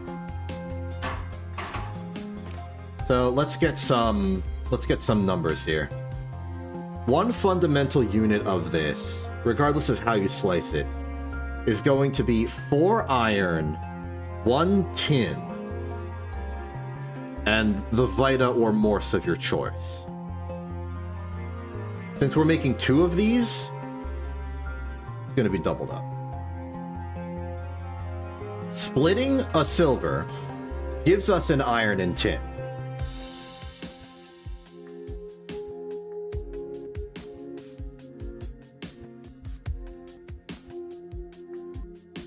I did these numbers already, I just forgot the details. We would get 1 iron, 3 iron, 4 iron, and a tin if we did 3 silver. We would get 3 iron and 3 tin. 2 of those tin can be refined into an iron. So let's just start this by building our metal factory. It's the least we can do. We're not in the lightsaber constraint, and I know that theoretically people are like, oh, you can just do a minimum height solution. I don't care about a minimum height solution. I care about making a lightsaber.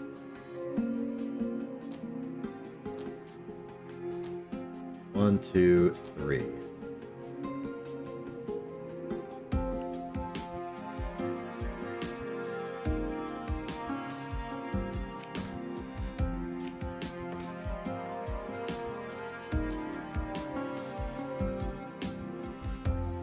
For later. And then you again.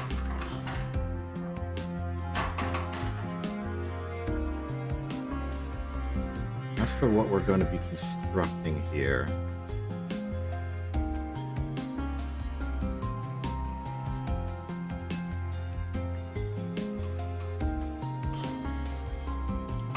Oh, I've got an idea for how to kind of combine these.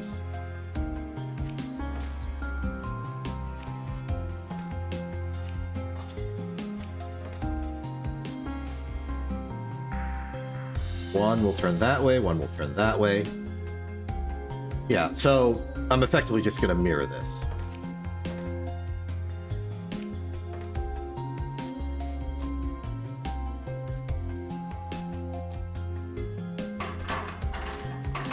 And offset their timings by 2, of course.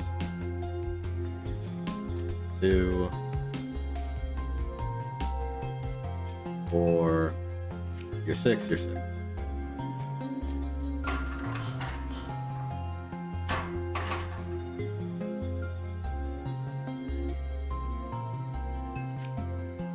Now, given the configuration, do we want to make the Vita on this side or the Morse on this side?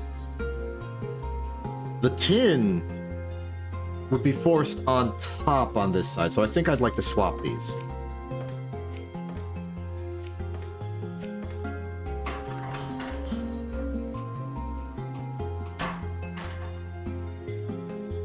is just a natural problem of I haven't cleared the output yet. This means that we are going to be making...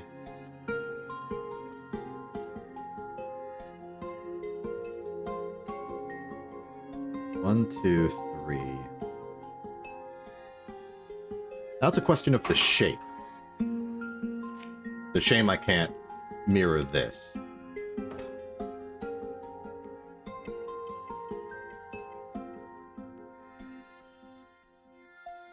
So we're going to get a feed of 3 iron here and then an extra iron down here at some point. We could try and make this big diagonal. Slap a tin on the bottom and a Vita here. Or we could try and make a trapezoid with awkwardly a tin on the bottom and then just slap it over. Oh, no, wait. We wouldn't need to make the whole thing. It would just be 1, 2, 3, 4. Yeah, this hook.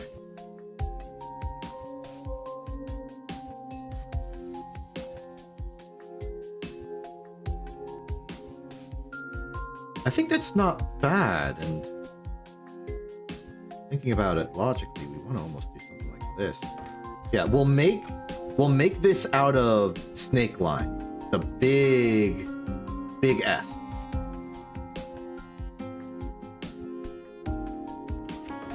So the top two can make...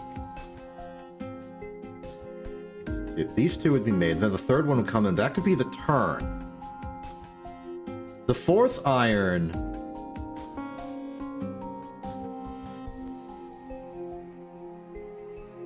could be the convex turn.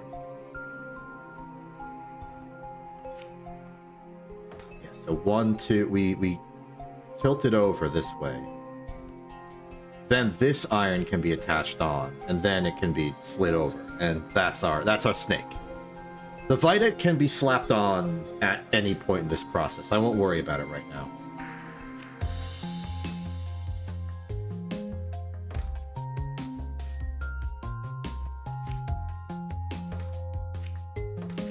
For this, I actually want to do it with like track for the most part.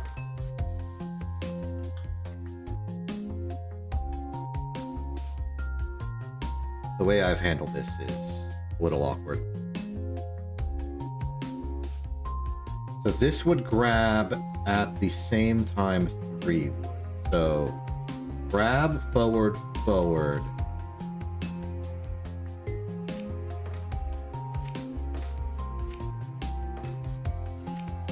So let's go here. Grab, right, right. Reset. Then for later,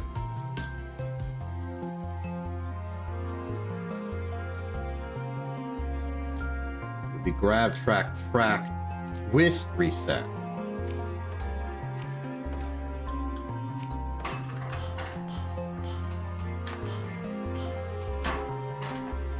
Yes.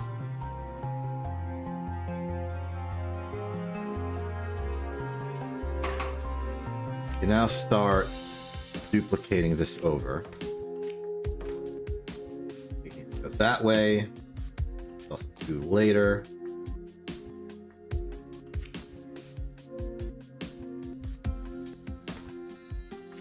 Out of the way.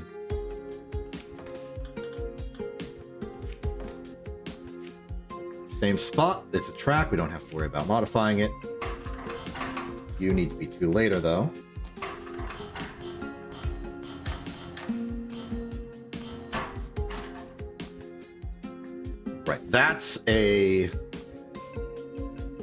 That's a me problem.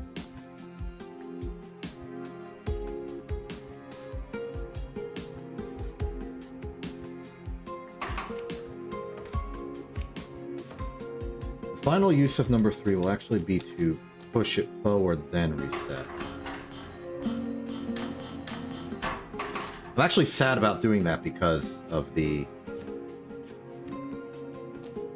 loop we have here.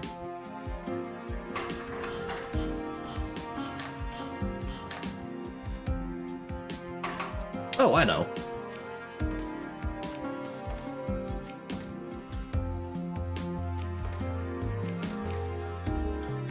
It's the classic triple arm. All of the problems we're having do not matter if that's the first one that goes. I'm getting real disoriented by all this. I think I want to delete the entire left half of this and then just build it later. Okay. Now I can think. 2, 3, you're the new 4.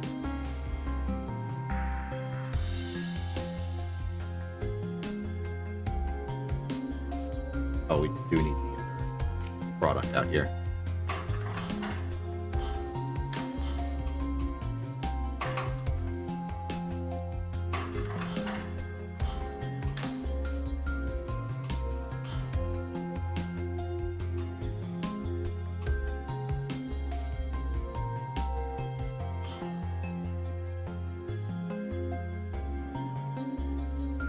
Best way to combine these.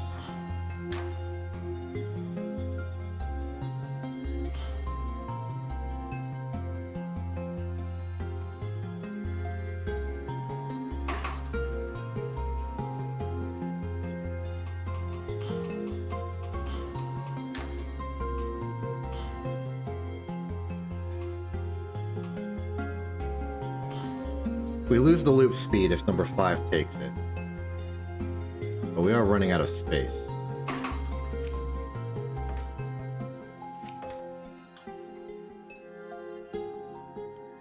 I think we can go right down. 1, 2, 3, 4.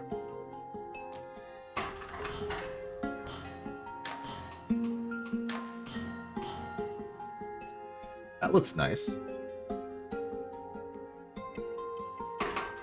7 can reset. We have this available. We want to push this forward.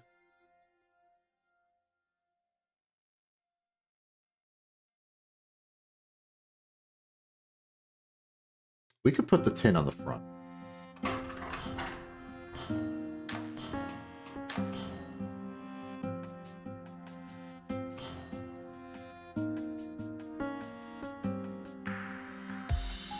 We could put the tin on the front.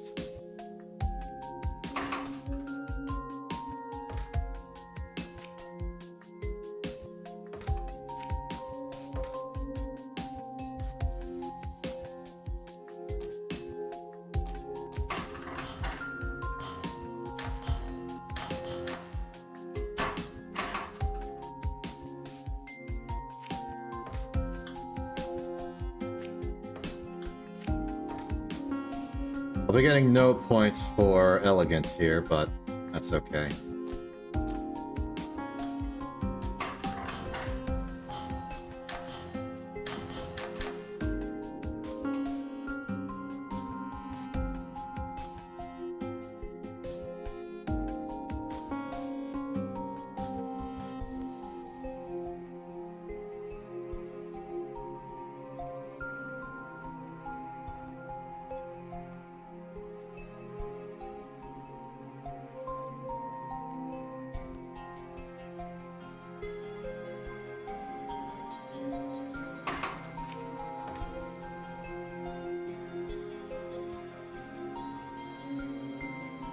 Now for the Vita Morse, which we need to standardize somehow.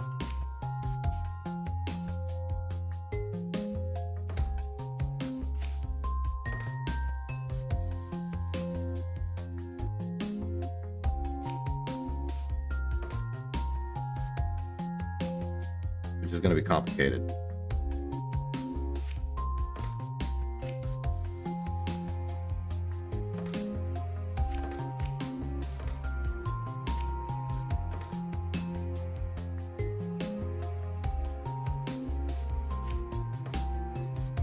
The only asymmetric part of this.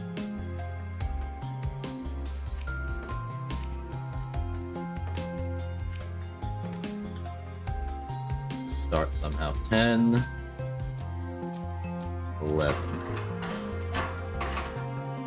The way around.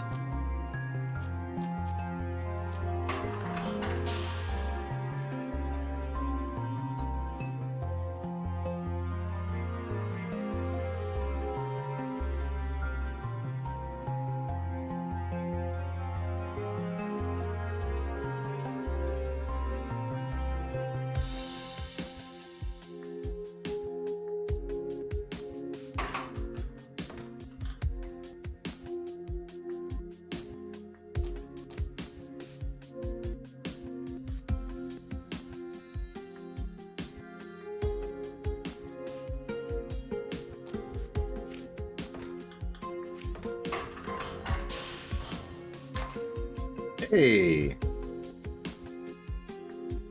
That's clean. And then we can do the exact same thing, but something starting here and a track going there. And that'll give us standardized displacement for the two of them.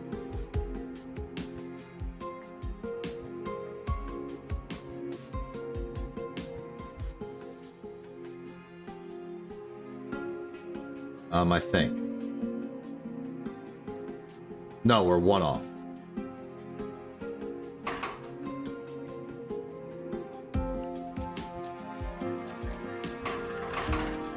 Easily fixed.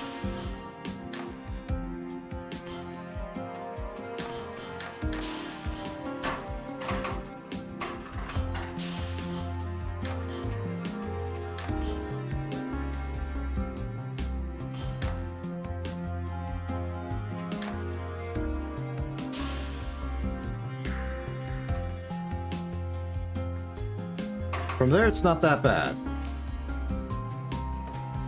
I can very easily envision this arm just grabbing, resetting. Then a sequel arm. Oh, why bother with that? We got the time.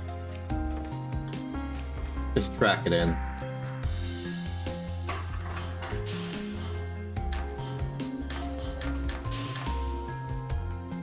Okay, here's our compound. Now we just need to connect it to the other.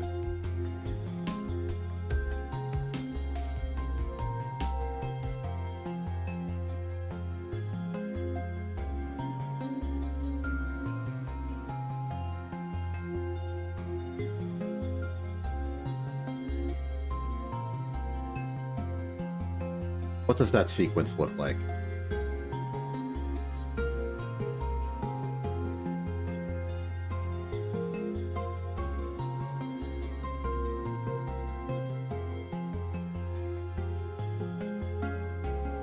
This next piece would be here, and it needs to bond horizontally and only horizontally. So if we go up, down,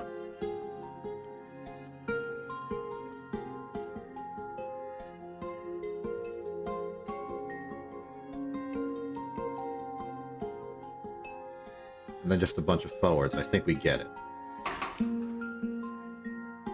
This is always the tricky part. Yeah, we do need to wiggle it. This is the span. So this is the room we have. Assuming it's already there.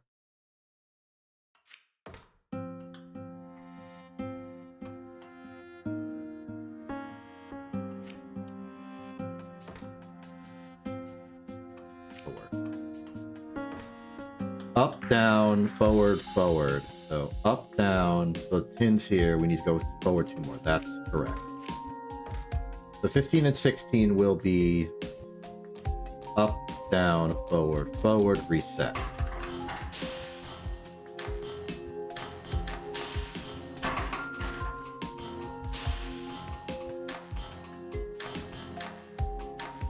They're too early.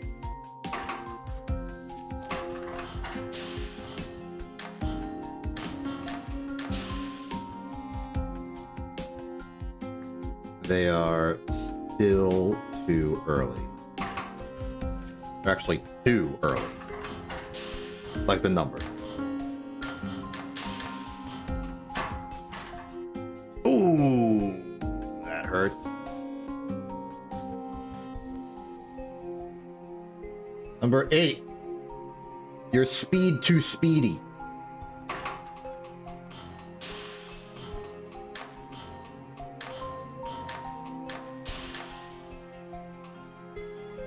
No, we can... They're not too fast. They're only 1 fast.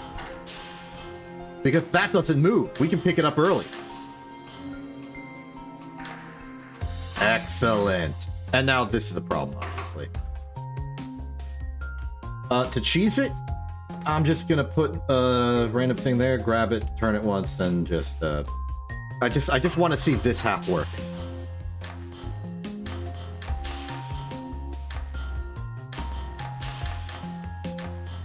Ho ho ho ho.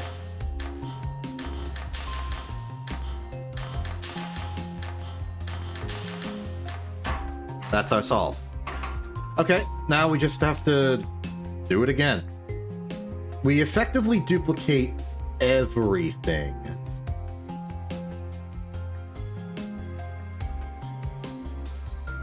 But put it on a 2-unit delay.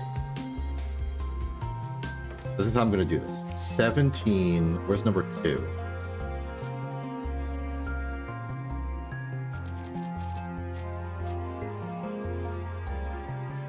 Four, 3, or 2. Okay. You may be wondering why I'm reconstructing these out of new arms instead of duplicating the arms. The answer is because it's going to make copying all of the instructions really, really easy. 2, 3, 4. Also, we can copy the glyphs, of course.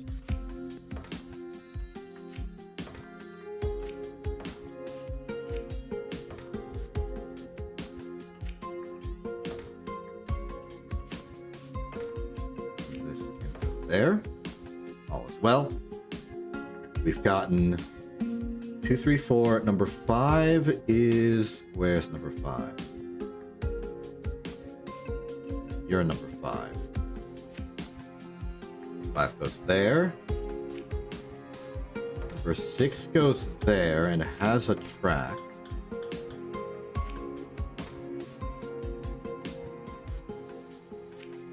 Number 7 goes here and has a track.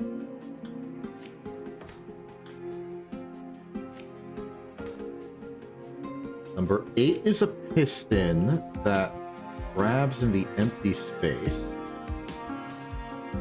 Number 9 picks up here and has a track. Number 10...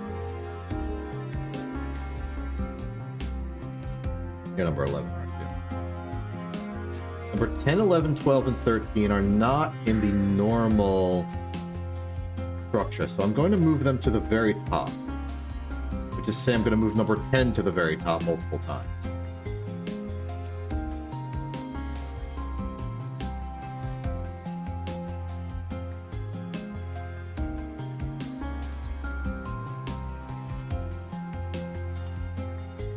I've messed something up. What's number 10 then? Number 10 is you. Number 1. 11 needs to go. Oh, right, because the number wouldn't change because we're moving it up, not down. So 10, 11, 12, and 13.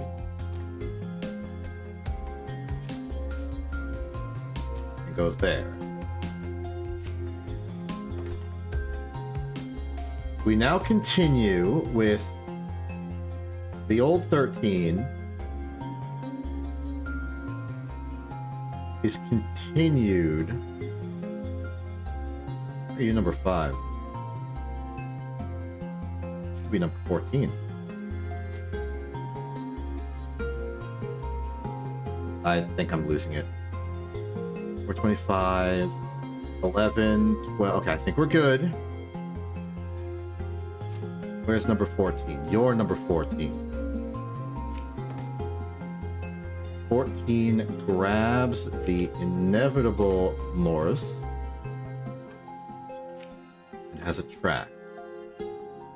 Number 15 and 16 are our up, down, forward, forwards. You are constructed there, and you are... I'm afraid we're going to have to construct the top one first. 3 length grabs at the bond. Then a 2 length grabs down and in compared to it.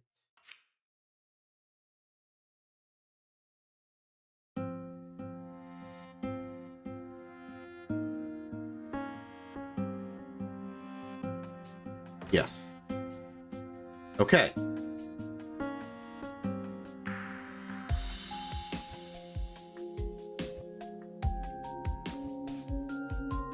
So save for numbers 1, 2, 3, and 4.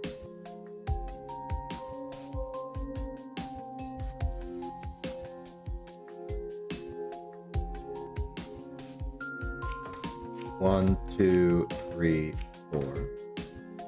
We can now pick up everything, copy it,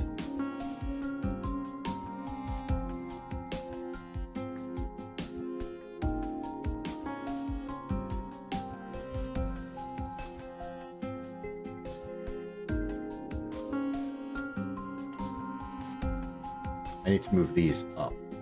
29, 33, 132. Move here. 17, 18, 19, 20. Okay, now we can take all of these,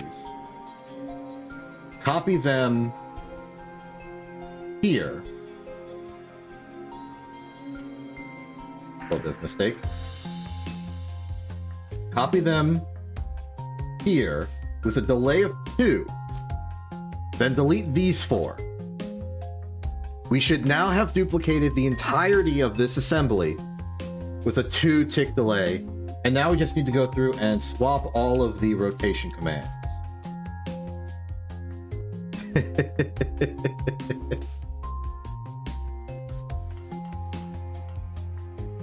So, right, left, left, left, right, right, twist that way, turn that way. If I've done this correctly, we should be good.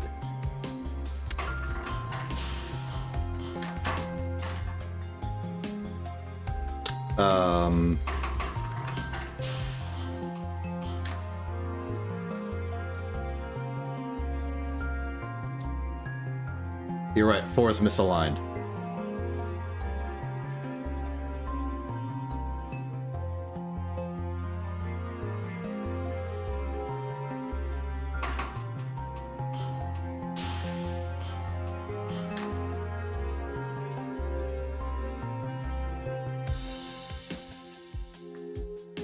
Right, because it's... Yeah.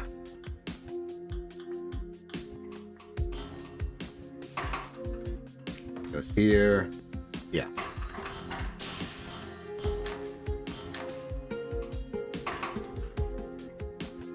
That means 4 needs another dang command.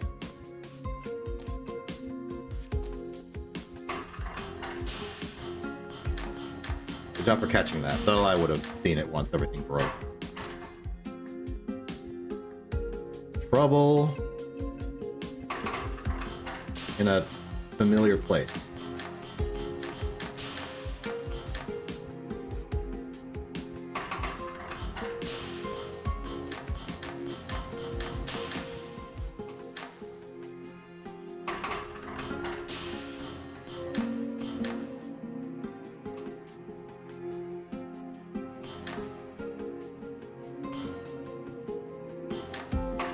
Is grabbing too early.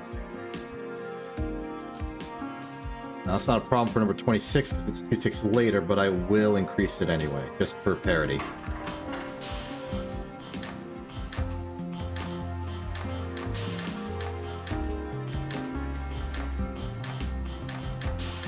I think we're good.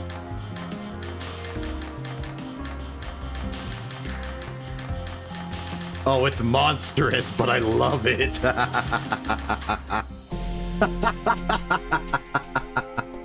We got some pretty good speed on that one. And the area is not too bad.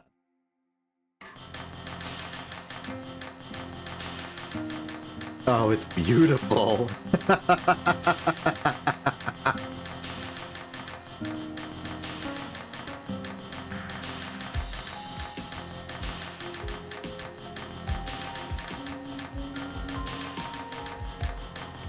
This is like a new era of solution. You could not make this kind of solution before the rotation of the threads update.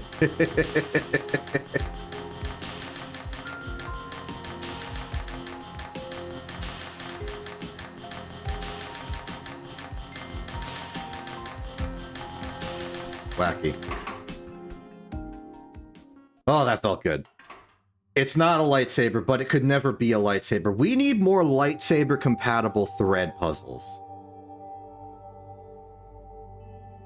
Just, you know, my personal preference. I should make them. I should submit them to the journal. I tried to. I tried making, basically rubber as part of the ballistics update, but I couldn't get it to work. I accidentally made it not lightsaber compatible, but it was not trivially lightsaber compatible. It was like hard to prove.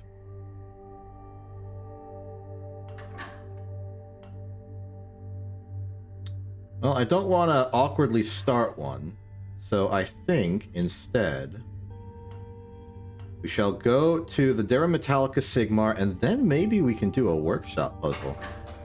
If you have a recommendation for something simple that I can just do, I'll take it. In the meantime, while you think of that and give it to me, I will solve this. Okay, oh, that's tricky. In order to unseat that lead, we have to remove that lead first, which means we can't really focus on the ledge right now. We need to get in there now. This one... So one of these goes to that one, and the other one goes to that one. We can't remove either of them until we tunnel. And we have to tunnel this way. So we have a fire, we have a water, we have a fire. Do we have another water? We could have another water if we get this earth, which we will get from that water. So fire, water, earth. We will need that lead eventually. Water, air. And now the leads can be removed freely. Onto the tins. This tin must go before that tin. There's no reason to select one tin over the other. This one's not load-bearing, but this one isn't that load-bearing either. We need an earth and we need a water cleared. The earth is trivial enough, the water is not. Okay. Remove this earth and this earth. This gives us an air and it gives us another salt. We could salt the air and then salt the air again. And then... Wait, why am I thinking about doing this? We need this water gone. This water could be available if we salt the air. We could also salt the salt, get plenty of air to clear out, and remove that water. It would also get fires off the board and earth off. I think this is okay. I think this is fine. I think we can salt the salt. I'm going for it. Air, air. Airs are off the board. We now have... This is a little dicey. Less water. The tins are off the board. We can now unseal the irons. This iron is the only one that's like locked away, and this one's load bearing. The other two are not. We can clear that iron for free. The waters can now be off the board, and the irons are gone too. This is a trap. We cannot do it. Now it's safe. Coppers are good. Silvers are good. Earth is good. Earth is good. Fire, salt the salt, and gold.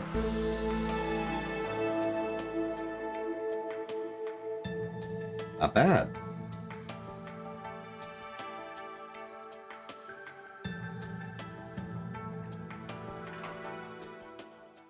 So, workshop. Well, in the meantime, I can show you again. I tried to make many different variations of the concept of rubber. This one, I think, is the most interesting to solve. The problem is that it's accidentally not lightsaber compatible.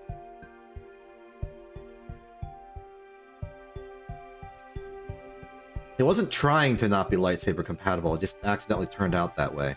This structure of like the 1-1 in 1 is important because it kind of reflects the... Well, one, it kind of looks like this might be springy, and the other is that rubber compounds are kind of composed of that. This is supposed to represent vulcanization with the Vita. Like, I'm proud of it, but it's not lightsaber compatible, so I couldn't bring myself to do it. As far as the Steam Workshop, I have a few downloaded from long before I started streaming, unless there's a particular request that comes in within like the next 60 seconds. I can go look it up and download it, but there's no rush. In the sense that there's no rush I do it today.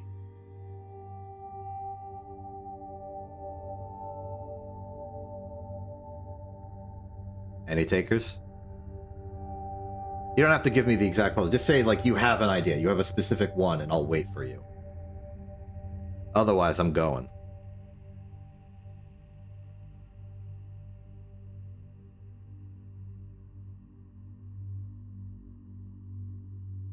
Alright, I'm going. We've got a... So I've already done Enchanting Lace Ribbon and It's Just Some Air, both of which are lightsaber compatible. There's, like, normal ones you can do. Let's do this one. I think this one's silly. Ah! Okay, it's not silly at all. Wasteful calcification. So we have an entire quintessence and we need to make salt. Difficulty here is undoubtedly the space requirement.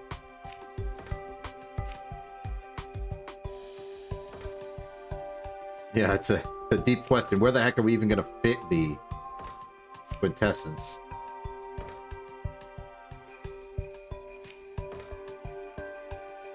Looking at it here, that ain't going to work.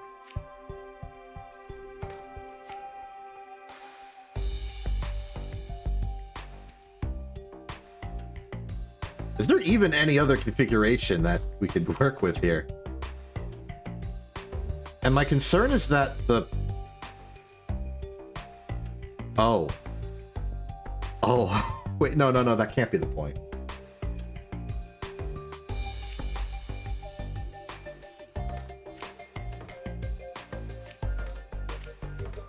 How in the world are we going to disperse this? We don't have the room.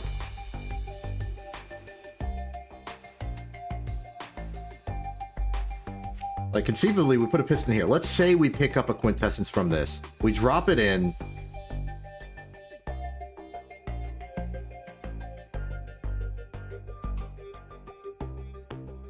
Oh. We don't. Wasteful indeed. Wasteful indeed. This puzzle is not intended to be looped. I see that now.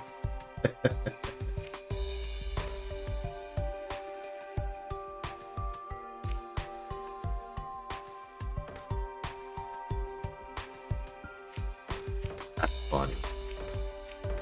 Really funny. Okay.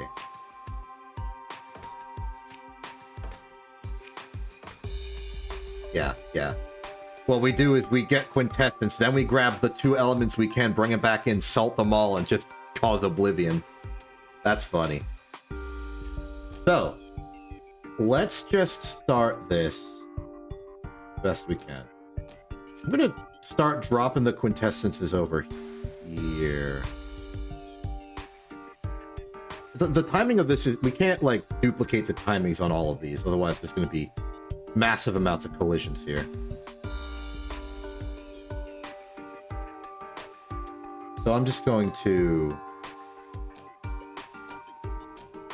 start it off by distributing everything as best as we can. There.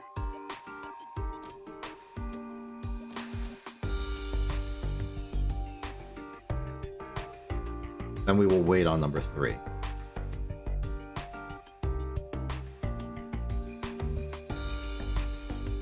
So now, with Numbers 2, 3, and 4 ready to go as of this moment. They will all spring into action at once. Turn left, let go, move up, grab, in, right, let go. Then they can go left, left, grab, right, right, but critically they will not let go yet.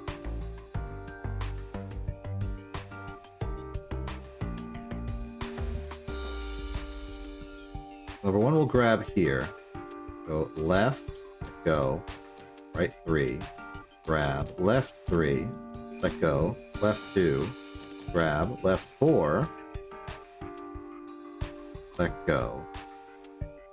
Then these drop.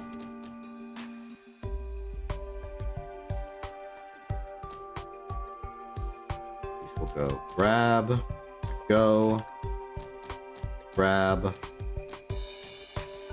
go, grab, let go, and that's puzzle.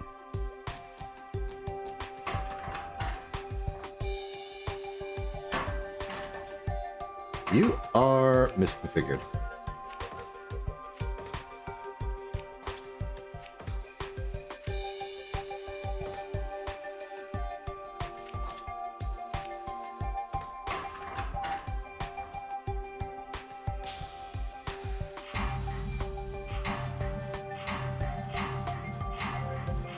That's really funny. Cool. Instructions can be improved. Cycles can be improved. I accept both of those things as true. But yeah, that's a very minimalistic puzzle. There's only one way to solve this. What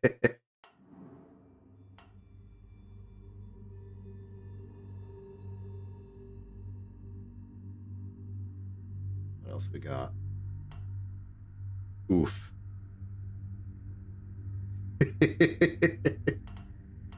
You know what? This seems interesting enough. It's metallic. Oh, and it's got to be through this. So, what's the? I mean, it has. There's no Quicksilver. What's the ratio on this? 2, 4, 8, 16. Okay, so 1, 2, 3. Actually, we can do this in steps. So each one of these can make an equivalent bar of 4 tin. So four bars of tin, 2 bars of iron, 1 bar of copper, that's 4 wide. And that can become 2 silver and 1 gold. So this is exactly all the lead we need for this. Very funny. Now the question is, how do we want to go about splitting this? I kind of want to do it in terms of those bars. Difficulty is that there's no easy way to pick up all of this and then slice it like cheese. But there are difficult ways to slice it like cheese.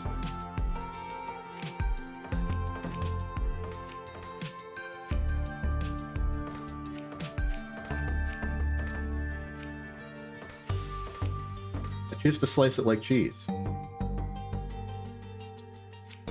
I do want to go by rows, but I think I want to slice it like cheese.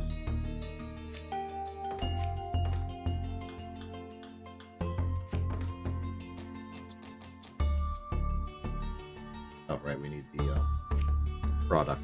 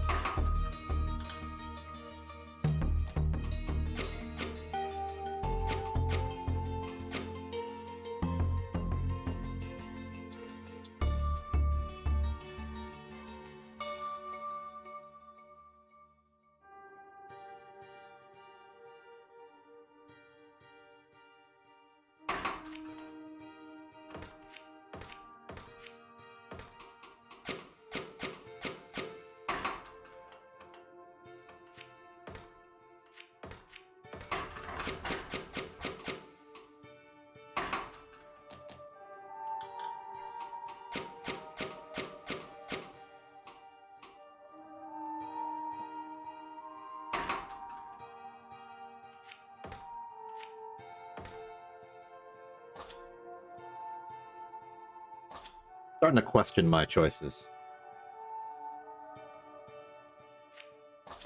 Maybe we slice it off like layer by layer.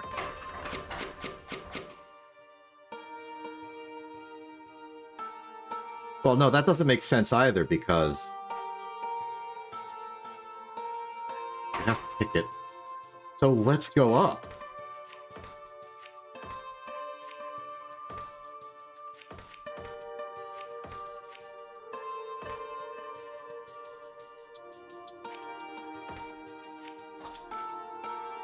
Okay.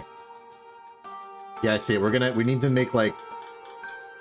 This is a weird comparison for me to be making, but I'm almost thinking of this in terms of like an industrial size Minecraft's cobblestone generator, where you have like the lava makes the cobblestone, and then you have a whole piston feed tape that pushes out until it reaches capacity, and then pushes laterally to make like an entire square. From there, you can then push it up to make like cubes, and it's like you can store a lot of production size in that. And I basically have to do that process in reverse, is how I envision this.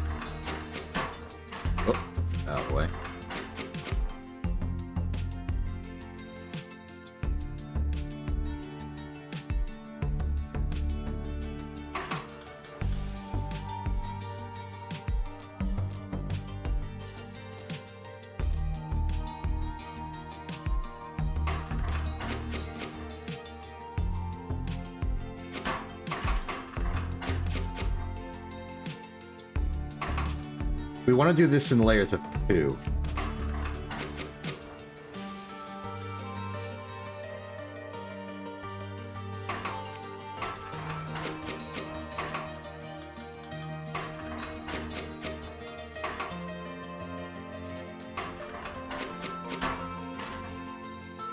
Oh.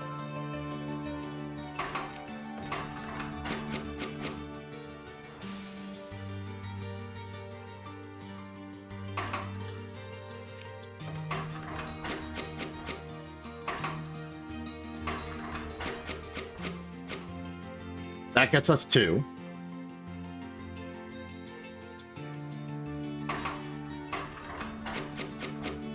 Then we want to pick up from here.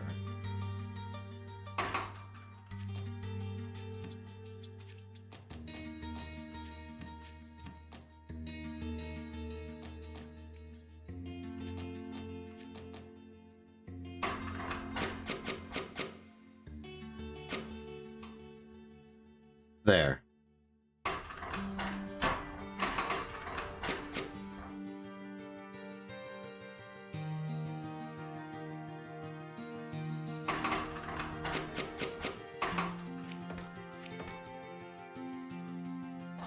Well, this isn't going to work because if we keep pushing it back down, it's going to like interfere. We're going to put it back down on top of itself, and that'll never be good. So instead,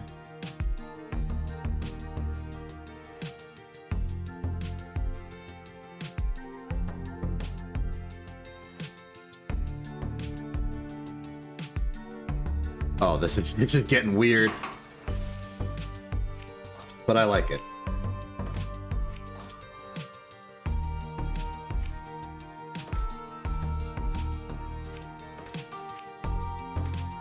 It's not trivial, the fact that you can slice this without ever putting any part of this off of the input, but it should be possible.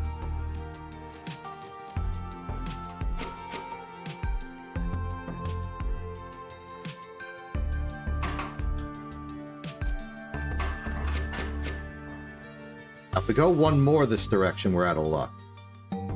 We can take the opportunity to do this as well. And then go the other way. Also, this isn't even the one I wanted to do. I wanted to do this one.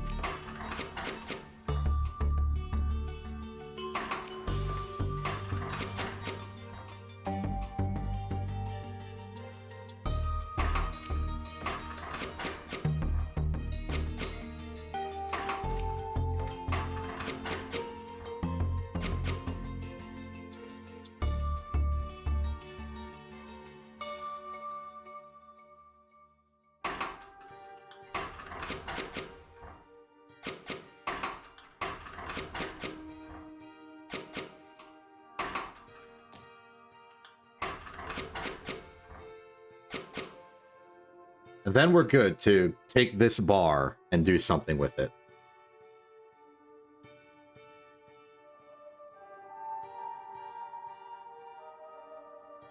Following that, though, we need to pick this up by here and put it back in, provided we can.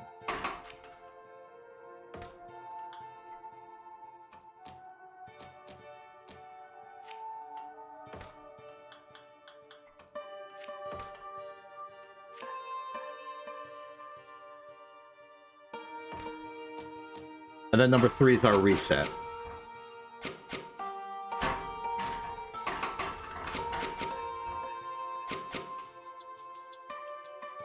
So now that we can now take this bar as our default input, we've effectively split the problem.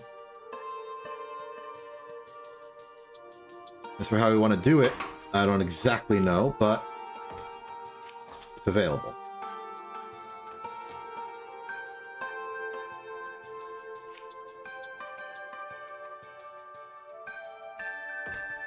In fact, this part's probably easy.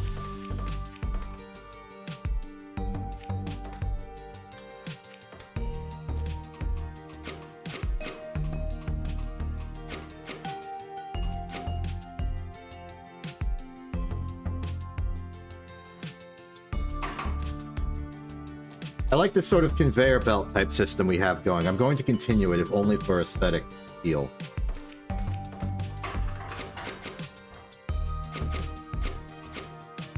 Now we have 8 slices of 4. Well, 2 slices of 4.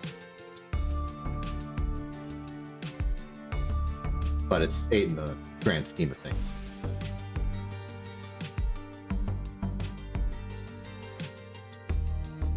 These two can be run in relative parallel. In fact, we can go hyper parallel.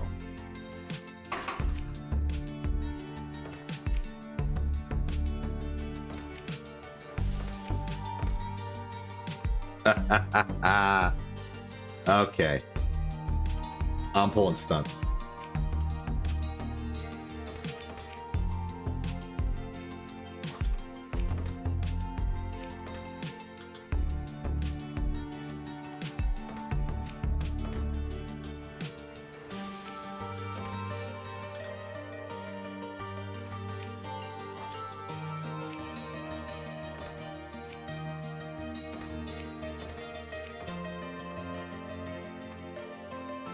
Let's see here.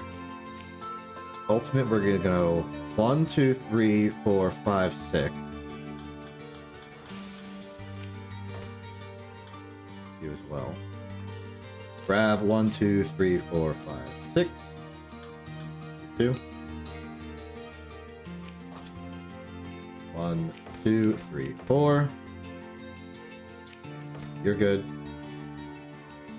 Probably should have moved these to the correct timing before doing this itself.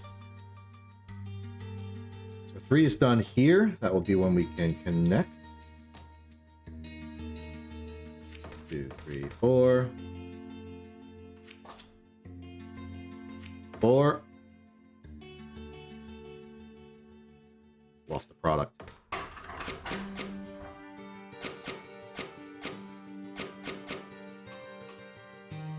Forgot the reset command.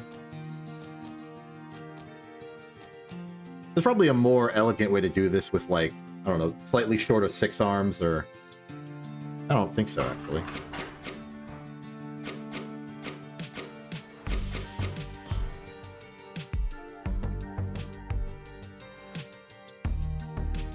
The factory can then continue from here.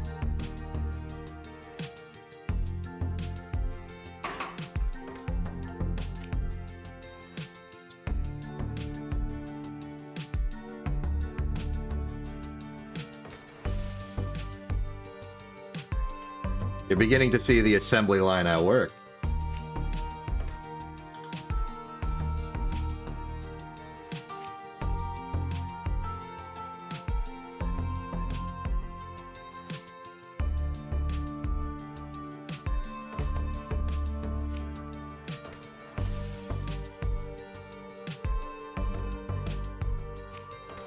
Part of the appeal of this is that I have not actually used a single rotation command this whole time, which I think is interesting.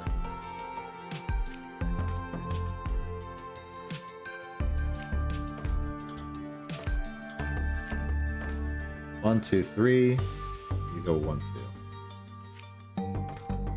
So the idea here is that 15 will grab. I mean, they'll all grab here.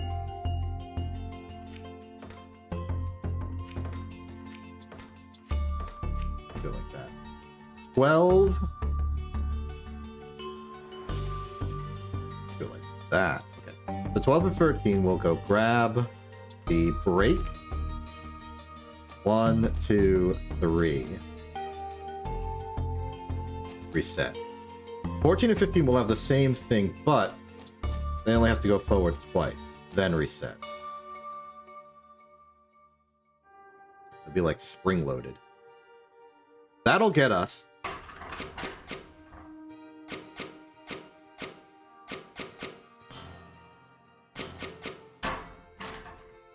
Uh-oh.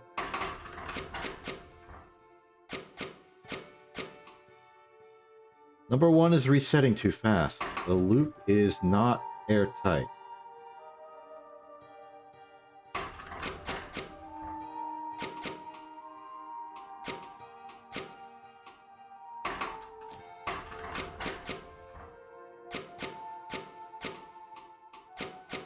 There we go.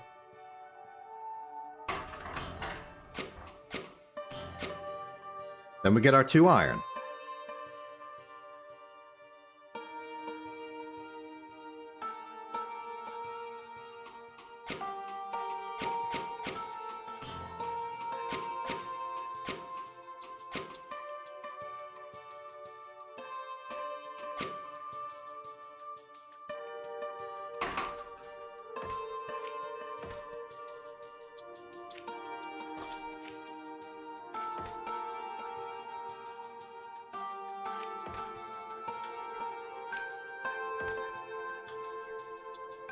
Here we get another conveyor.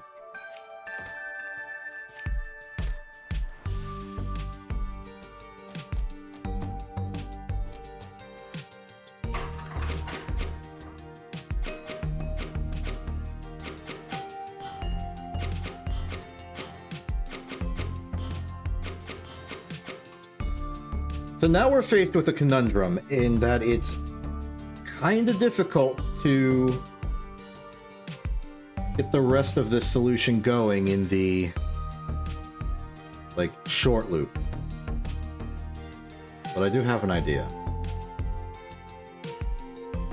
We can at least get to silver without issue.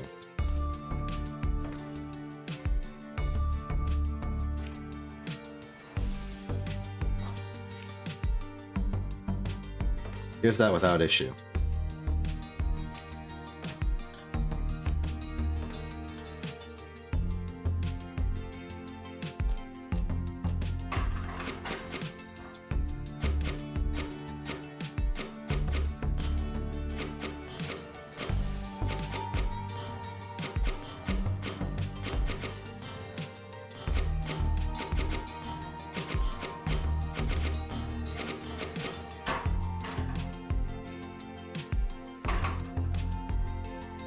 Maybe this could work again.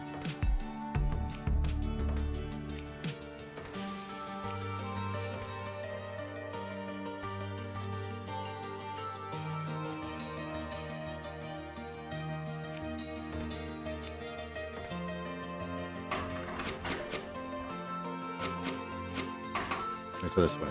Be a single arm pointed there. Yeah, this should work, I think. Because it'll drag it here, then it'll drag it there, and it'll keep trying, but it will never push anymore until the second one shows up. I think I've accidentally invented something clever.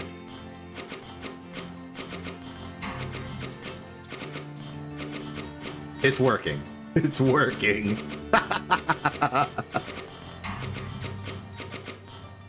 This is an interesting bit of technique that I'm kind of proud I just invented on the spot. I kind of want to go back to the original lead to gold refinement and do a solution that just does this technique. In fact, I think I will.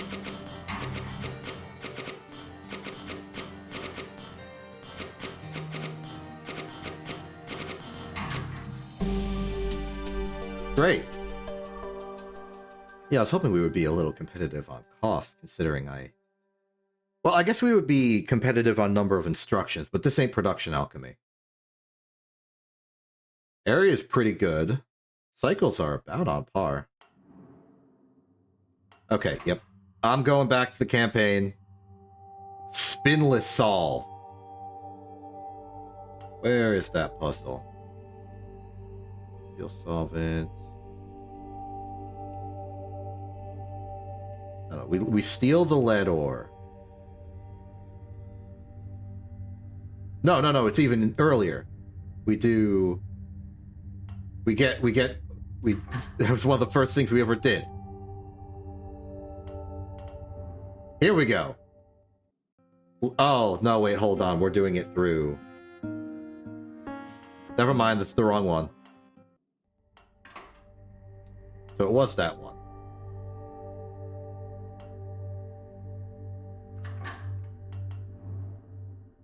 No, it's not. Where the heck is this? Water purifier, alcohol separation. No, that's for Van Berlo. That's water.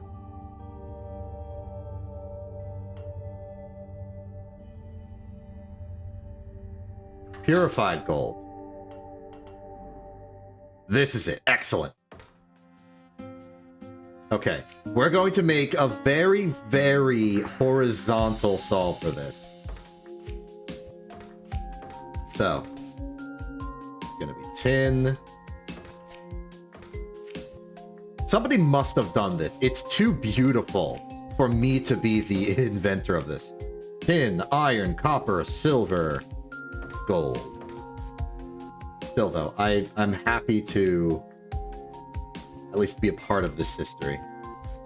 So this is going to be a solution that is trying to optimize on like minimum unique parts. I guess is how I would logically define this. This would be grab, push, reset. And then we just do it a lot.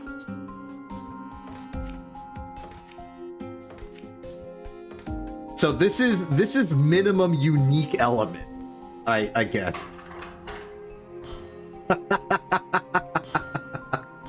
I love it.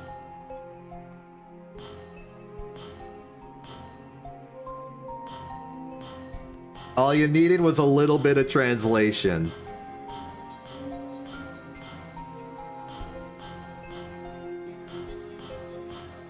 This is beautiful. This is so good.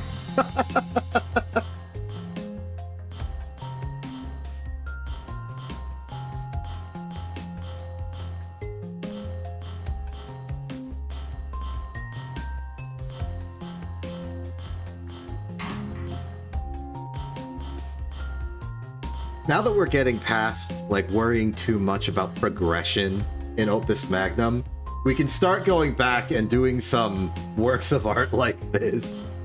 We can try and optimize for particular things. We could just do this. I don't.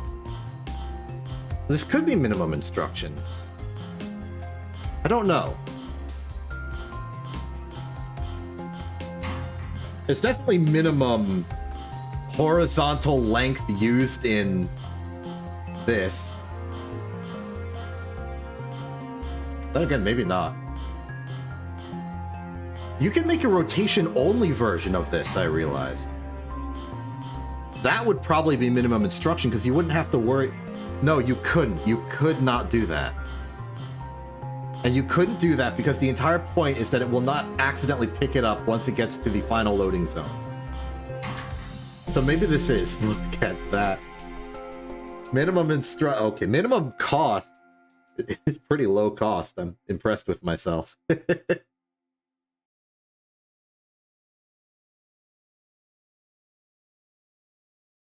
I like this. I like this a lot.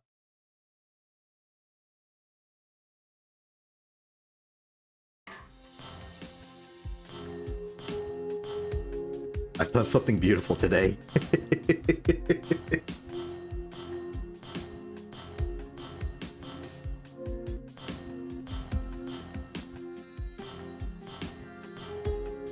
What do you mean by a circle/loop?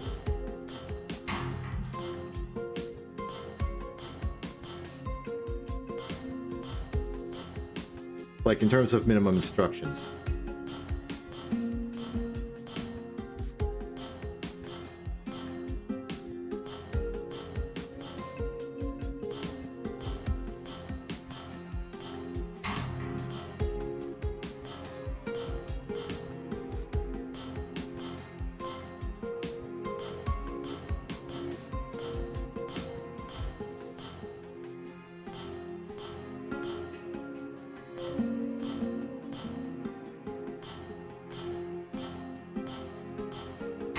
Are we talking about lowering the instructions or lowering the cycles?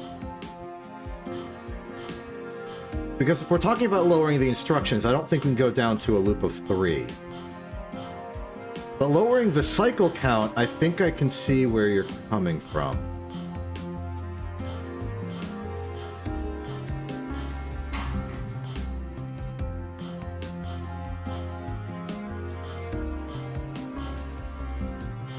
Lowering the cost, maybe. Oh, do you mean instead of... Okay, hold on. You mean instead of using the 6 armor, we use just a pair of 1 arms next to each other that just go like...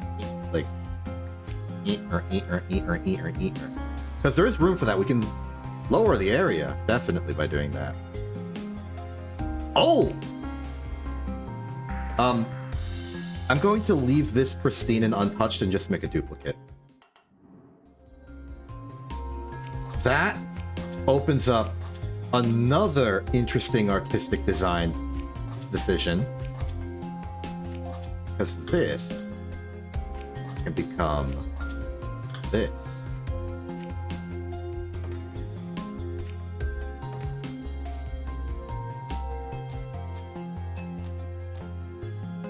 So this will do the exact same thing. We do there, then we do there. Then we can do this. Then we can do this. Then we can do this. I mean, we don't need that last one. Hey. So this is functionally the same solution with 2 regular arms instead of a 6 arm. This is technically going to cost more.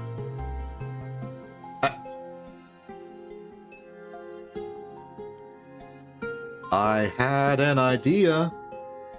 It won't. It might help. It doesn't help, but it is an interesting reinterpretation. Oh. Oh. I get it.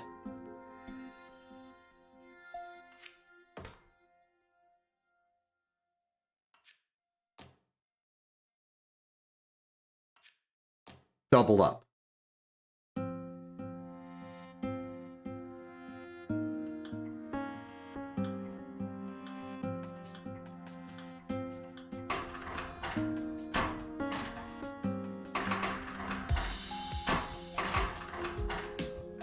Oh no, it's picking up the one it just did. That won't work.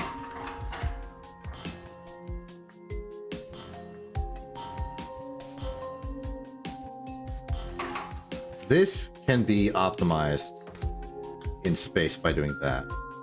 In fact, a lot of these can be optimized by space by doing this.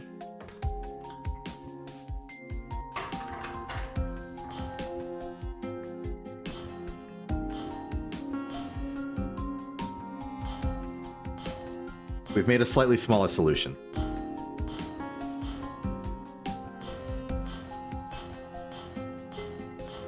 There's some elegance that I think the all 6-arm solution had that I think is lost here.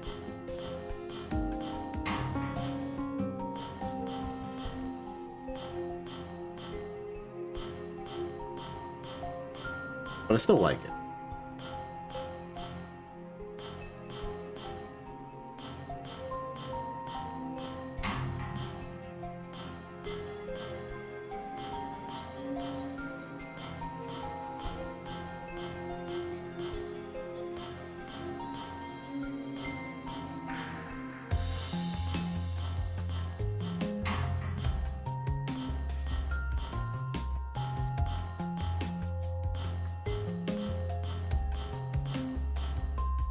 There's a sense where this solution feels like it could be solved using gravity.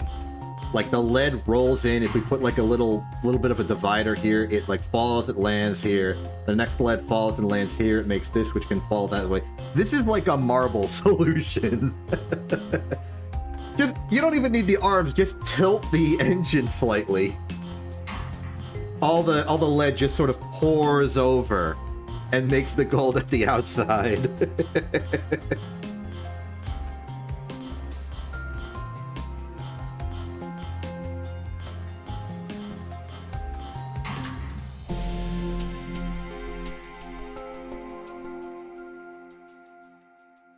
We made it more expensive. We made it smaller, though. In fact, almost as small as the only other person on my friends list to play Opus Magnum. And there are definitely ways to make this smaller. We could... Oh. We might have to double up on the glyphs. And I don't care to do that, because this is cool. And that's really all I care about. I think here is where I'm going to conclude for now. I got a little off track of the regular track, but I think that's what allowed us to make something truly special.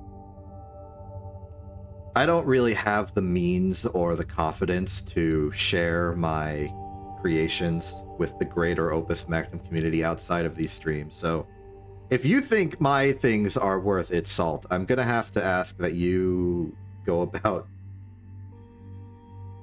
professing it yourself. I'm not someone who likes to publish my own things.